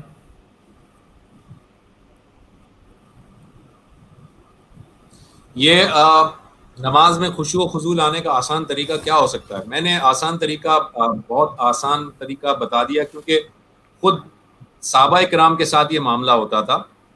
یعنی صحابہ کرام بھی جب نماز کے اندر ہوتے تھے تو مختلف خیالات ان کے دماغ میں بھی آتے رہتے تھے، جیسا کہ ہمارے ساتھ بھی ہوتا ہے. تو صحابہ کرام کو نبی صلی اللہ علیہ وسلم نے یہ بتایا کہ جب تم نماز پڑھو تو اس طرح سے نماز پڑھو کہ تم اللہ کو دیکھ رہے ہو، اور اگر تم یہ نہیں محسوس کر سکتے تو وہ تو تمہیں دیکھتا ہی ہے. تو جب بھی نماز ادا کرنے کے لیے آپ کھڑے ہوں تو سب سے پہلے تو آپ یہ سوچ کر کھڑے ہوں کہ اس وقت اب میں ایک اللہ کے دربار میں ہوں اور اب میں دنیا سے کٹ جاتا ہوں، دنیا داری سے میں بالکل الگ ہو جاتا ہوں. میں آپ کو ایک اور بات بھی بتاؤں، عرب کا ایک کلچر تھا کہ جب وہ کسی چیز سے بیزار ہونے کا اعلان کرتے تھے نا، بیزار یعنی کہ وہ کہتے تھے بھائی میری جان چھوڑو، بیزار ہونے کا اعلان کرتے تھے، تو وہ الفاظ کے ساتھ ساتھ جو اپنا جو پوسچر جو ہوتا تھا نا وہ یوں کر کے کرتے تھے کہ بھائی اب جان چھوڑو ہماری. تو یہ جو پوسچر ہے نا، یہ پوسچر ہم جب نماز کی ابتدا کرتے ہیں تو ہم یوں کر کے اللہ اکبر کہتے ہیں. اس کا مطلب ہم یہ بتا رہے ہوتے ہیں کہ دنیا والوں کو ہم یہ بتاتے ہیں کہ اب دنیا سے میں کٹ رہا ہوں، میں دنیا سے دور ہو رہا ہوں. اب میں ایک ایسے دربار میں جا رہا ہوں کہ جہاں میں اور میرا رب آپس میں بات کریں گے, میں دنیا سے الگ ہو رہا ہوں. یہ جو اشارہ ہے نا, اور اشارہ کر کے ہم نے اللہ اکبر کہہ دیا, اس کا مطلب اب میں اللہ کی بڑائی کے ساتھ ہوں اور دنیا سے میں کٹ جاتا ہوں, دنیا سے میں دور ہو جاتا ہوں. تو اگر آپ یہ چیز سمجھیں گے تو آپ کا خود بخود خشوع و خضوع آئے گا. اور دوسرا جو ایک امپورٹنٹ بات ہے وہ یہ کہ نماز میں آپ جو کچھ بھی پڑھتے ہیں, جو اذکار پڑھتے ہیں, بالخصوص سورہ فاتحہ, میں چاہوں گا کہ سارے کے سارے لوگ اس کا ترجمہ بہت اچھی طرح سے سمجھ لیں. اگر ترجمہ آپ کے سمجھ میں آ جائے گا اور اذکار آپ کے سمجھ میں آ جائیں گے تو آپ میں خود بخود نماز کے اندر خشوع اور خضوع پیدا ہو جائے گا, کیونکہ آپ جو پڑھ رہے ہوں گے وہ آپ سمجھ بھی رہے ہوں گے. اور سورہ فاتحہ کا آپ نے کہا وہ میری آپ کی پوری ڈسکشن پڑھی ہوئی ہے آن لائن, جو ہم نے کئی برس پہلے کی تھی, اور میں نے آپ سے یہ کہا تھا کہ بھائی آج سورہ فاتحہ کا مطلب سمجھنے کے بعد بالکل ہی سچویشن ہی بدل گئی ہے, نماز کی شکل ہی بدل گئی ہے صرف اس ایک سورہ فاتحہ کو سمجھنے سے. اور میں کوشش کر رہا ہوں کہ مجھے وہ لنک مل جائے, یہ میں اس کو لگائے دیتا ہوں تاکہ جو کوئی اس کو, یہ میں لنک یہاں پوسٹ کر رہا ہوں, جو دیکھنا چاہے اس کو دیکھ سکتا ہے. اوکے, یہ بھی ایک سوال لے لیجئے. اوہ یہ میں نے کیا کر دیا, سوری. جی یہ at some places in Pakistan women can't pray in masjid. Is it okay to say namaz in car parked any direction or they must wait to get home? Jazakallah. اچھا, پہلی بات تو یہ کہ انہوں نے کہا کہ at some places in Pakistan women can't pray in masjid. Is it okay? دیکھیں, نماز کے لیے نبی صلی اللہ علیہ وسلم کے دور میں مساجد میں خواتین آیا کرتی تھیں. یہ بات بالکل روایات سے ثابت ہے, اس میں ساری روایات موجود ہیں. اور یہ روایات بھی ہیں کہ نبی صلی اللہ علیہ وسلم نے عورتوں کو کہا کہ تم گھروں میں بھی نماز پڑھ سکتی ہو. تو عورتوں کے لیے اگر کہیں پر کوئی فیسلٹی اویلیبل ہے, جیسے کہ ہم دیکھتے ہیں گلف میں اویلیبل ہوتی ہے, یورپ میں اویلیبل ہوتی ہے, فیسلٹی اویلیبل ہے اور وہ بہت ایزیلی جا سکتی ہیں اور ان کو آنے اور جانے اور کمیوٹ کرنے میں کوئی پریشانی نہیں ہے اور انہیں اور کسی بات کا کوئی پرابلم نہیں ہے, تو ضرور جائیں, ضرور مسجد میں نماز ادا کریں. لیکن جہاں پر کمیوٹ کرنے میں کوئی پرابلم ہو رہی ہے, کوئی اور دقت ہے, کوئی اور پریشانی ہے, یا جہاں پر مساجد کے اندر یہ انتظام نہیں ہے, وہاں پر عورتیں گھر میں نماز ادا کریں گی اور ان کے لیے اتنا ہی اجر ہے جتنا کہ مساجد میں مردوں کے لیے اجر ہے. تو اس میں کوئی پرابلم نہیں ہے. ان کے سوال کا ایک پارٹ یہ تھا. دوسرا پارٹ ان کا یہ ہے کہ اگر نماز میں گاڑی اگر پارک ہوئی ہوئی ہے کسی بھی ڈائریکشن میں تو نماز ادا کی جا سکتی ہے. تو میں ان کو یہ کہوں گا کہ اگر گاڑی پارک کر دی ہے آپ نے اور آپ کھڑے ہیں, اب آپ سفر نہیں کر رہے, تو پھر بہتر تو یہ ہے نا کہ آپ قبلہ رخ ہو کر نماز ادا کریں. اور اگر آپ گاڑی میں ٹریول کر رہے ہیں تو ٹریول کرنے کے لیے ظاہر ہے کہ پھر اس کا وہ مسئلہ نہیں ہے. لیکن اگر پارک ہوئی ہوئی گاڑی ہے تو اس کا مطلب ہے کہ پھر آپ کو قبلہ رخ ہو کر ہی نماز ادا کرنی چاہیے. اچھا, میں موضوع نہیں ہے لیکن میں تھوڑا سا اسٹریس کرنا چاہوں گا کہ نماز کی اتنی اہمیت ہے قرآن میں, آپ نے دیکھ لیا کہ اس کی روایت ہے, اہمیت ہے, لیکن ہماری مساجد تقریباً 99.9% مساجد جو ہیں ان میں خواتین کے نماز کے لیے اہتمام تو چھوڑیے, کوئی جگہ بھی نہیں ہے. اب سفر میں ہیں, عورت گھر سے نکلی ہے, بازار میں ہے, کام میں ہے, کسی وجہ سے, تو کیا ہماری یہ ذمہ داری نہیں ہے کہ ہم ان کی اس عبادت کو فیسیلیٹیٹ کریں؟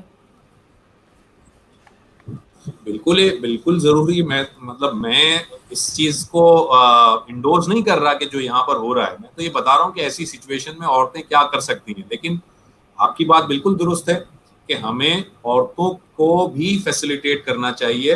مارکیٹس میں, شاپنگ پلازا میں, آفیسز میں, دفاتر میں اور ہمارے محلے کی مساجد میں بھی ہمیں ان کے لیے بالکل ایک انتظام ہونا چاہیے, الگ سے انتظام ہونا چاہیے جہاں پر وہ بھی آئیں, عبادات وہاں پر کریں, جمعے کی نماز میں وہ شریک ہو سکیں.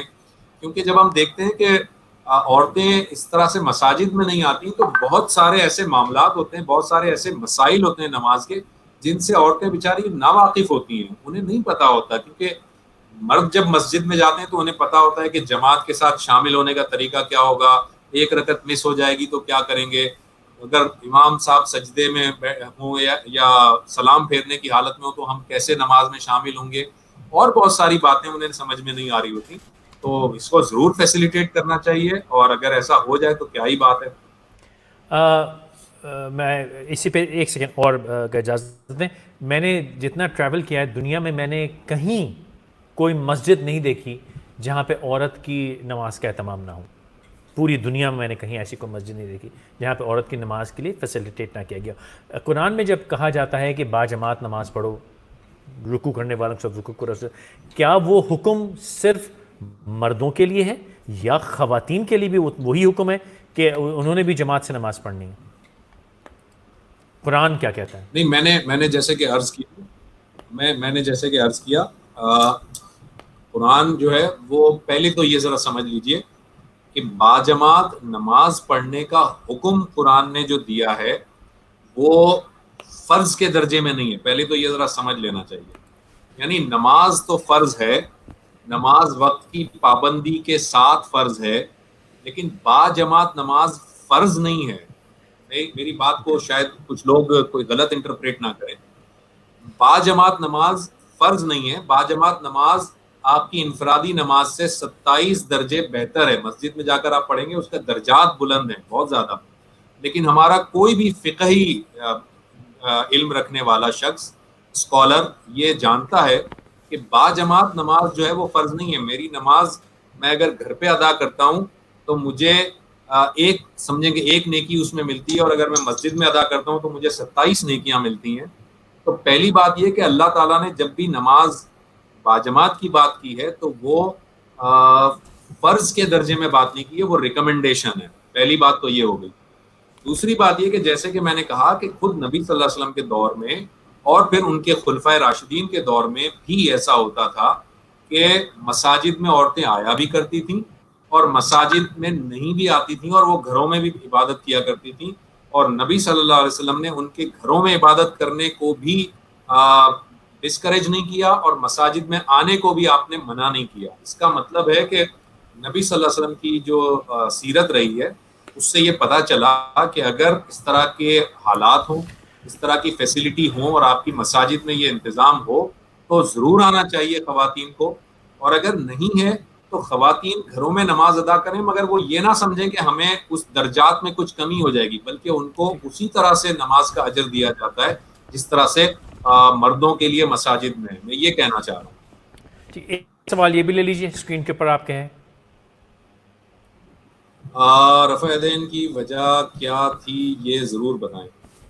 میں نے آپ سے کہا نا کہ اس کے ڈیٹیل میں جانے کے بجائے اصل میں اس کے بارے میں بہت ساری چیزیں ملتی ہیں کہ جی وہ لوگ آتے تھے، کچھ منافق شامل ہو جاتے تھے، وہ اپنے بغل میں جو ہے وہ مورتیاں لے کے آتے تھے. یہ مختلف چیزیں ہیں، لیکن اصل میں کیا ہے کہ نبی صلی اللہ علیہ وسلم نے رفع یدین بھی کیا، بغیر رفع یدین کے بھی نماز پڑھی، اور احادیث کے اندر بہت ساری روایات رفع یدین کے حق میں بھی ہیں اور بہت ساری روایات بغیر رفع یدین کے بھی ہیں. تو میں وہی آپ سے عرض کرنا چاہ رہا ہوں کہ دونوں کے دونوں نبی صلی اللہ علیہ وسلم کے طریقے سے اور سنت سے ثابت ہیں. آپ رفع یدین کر کے نماز پڑھتے ہیں تو بھی ٹھیک ہے، اور نہیں پڑھتے تب بھی ٹھیک ہے. میں خود کبھی کبھار رفع یدین سے بھی نماز پڑھتا ہوں، کبھی میں رفع یدین کے بغیر بھی نماز پڑھتا ہوں. تو اس میں کوئی حرج کی بات نہیں ہے. بالکل اسی طرح اگر آپ کا جو امام ہے جس کے پیچھے آپ نماز پڑھ رہے ہیں، آپ کا امام اگر رفع یدین کرتا ہے اور آپ نہیں کرتے، آپ کی نماز میں کوئی خرابی نہیں ہے. یا وائس ورثہ ہے، اگر آپ کا امام رفع یدین نہیں کرتا اور آپ کرتے ہیں، آپ کی نماز میں کوئی خرابی نہیں ہے. آپ کی نماز اللہ تعالیٰ کے حضور میں بالکل اسی طرح سے قابل قبول ہوگی. اس سے کوئی فرق نہیں پڑتا. جو مین جو نماز کے جو ارکان ہیں جو ہم انشاءاللہ اگلی نشست میں بیان کریں گے، مین ارکان جو ہیں وہ ہیں قیام، رکوع، سجود اور قعدہ. یہ مین ارکان ہیں، ان میں کوئی تفریق نہیں ہے. کسی بھی مکتبہ فکر کے اندر، کسی بھی فقہ کے اندر کوئی تفریق نہیں. جاتے تھے ایک دفعہ بہت بہت شکریہ، آپ نے وقت نکالا. مجھے امید ہے کہ جلد ہم اس کا دوسرا حصہ کر لیں گے، کیونکہ میں آج دیکھا 2013 میں ہم نے روح اسلام کیا تھا، ہمیں 7 سال لگے یہاں پہنچنے میں. امید ہے کہ ہم اگلے 5-6 دن میں کر لیں گے اس کو. لیکن جو بات جو لوگ سوال کر رہے ہیں اس کا میں ایک اپنی ناقص سی سمجھ میں ایک بات کہنا چاہوں گا. یہ جو چیزیں روایت میں موجود ہیں کہ یہ بھی کیا وہ بھی کیا، اس کی بحث میں وقت نہ گوائیے کہ کیوں کیا. اس بحث میں وقت گوائیں کہ آپ کی نماز کا وہ لیول کیسے آئے کہ پھر آپ کو فرق ہی نہ پڑے.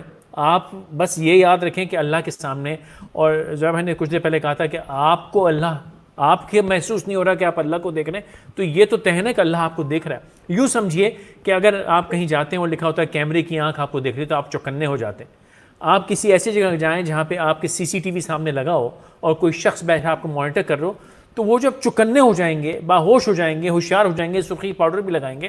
ہم جو ٹی وی کا کام کرتے ہیں, براڈ کاسٹنگ کا کام کرتے ہیں, جس لمحے ہم اسٹوڈیو میں داخل ہوتے ہیں, اور ہمیں یہ اکثر شروع میں سکھایا جاتا ہے, you are never alone in a studio. آپ اسٹوڈیو میں داخل ہوئے, وہاں 8-10 کیمرے ہیں, آپ نے جہاں مائک لگایا, زبیر صاحب ہنس رہے ہیں کیونکہ ہم سب نے یہ مار کھائی ہوئی ہے, ذاتی گفتگو کر رہے ہوتے ہیں بیٹھے. ہم یہ نہیں سوچتے کہ اسٹوڈیو کے P C R M C R میں 88 لوگ سن رہے ہوتے ہیں آپ کی گفتگو. جب خسر پھسر کر رہے ہوتے ہیں نا, پتہ نہیں کتنے لوگ پیچھے بیٹھ کے ہنس رہے ہوتے ہیں. آپ نے بہت سی لیکڈ ویڈیوز دیکھی لوگوں کی, جو آف ایئر کانورسیشنز ہوتی ہیں, لیک ہو جاتی ہیں. تو یوں ہی سمجھیے کہ بھائی ایک تو اللہ تعالیٰ آپ کو ہر وقت دیکھ رہا ہے, لیکن جب آپ نماز کے لیے حاضر ہو گئے, تو اگر آپ نہیں دیکھ پا رہے تو سوچئے کہ کیمرہ لگایا وہ اللہ تعالیٰ نے چاروں طرف سے, اور وہاں آسمان پہ فرشتے بھی آپ کو چیک آؤٹ کر رہے ہیں, آپ کی ہر ایک سوچ کو چیک آؤٹ کر رہے ہیں, آپ کے ہر ایک جنبش کو چیک آؤٹ کر رہے ہیں. بس یہ ذہن میں رکھیے تو انشاءاللہ آپ کا بھٹکنا سب ختم ہو جائے گا. ٹھیک زبیر بھائی؟ ٹھیک ہے جناب, بہت تھینک یو شکریہ سر. آپ کا. میں امید ہے کہ انشاءاللہ ہم باقی سے جلدی کرتے ہیں, آپ سے پھر ملاقات ہوگی. رائٹ جناب.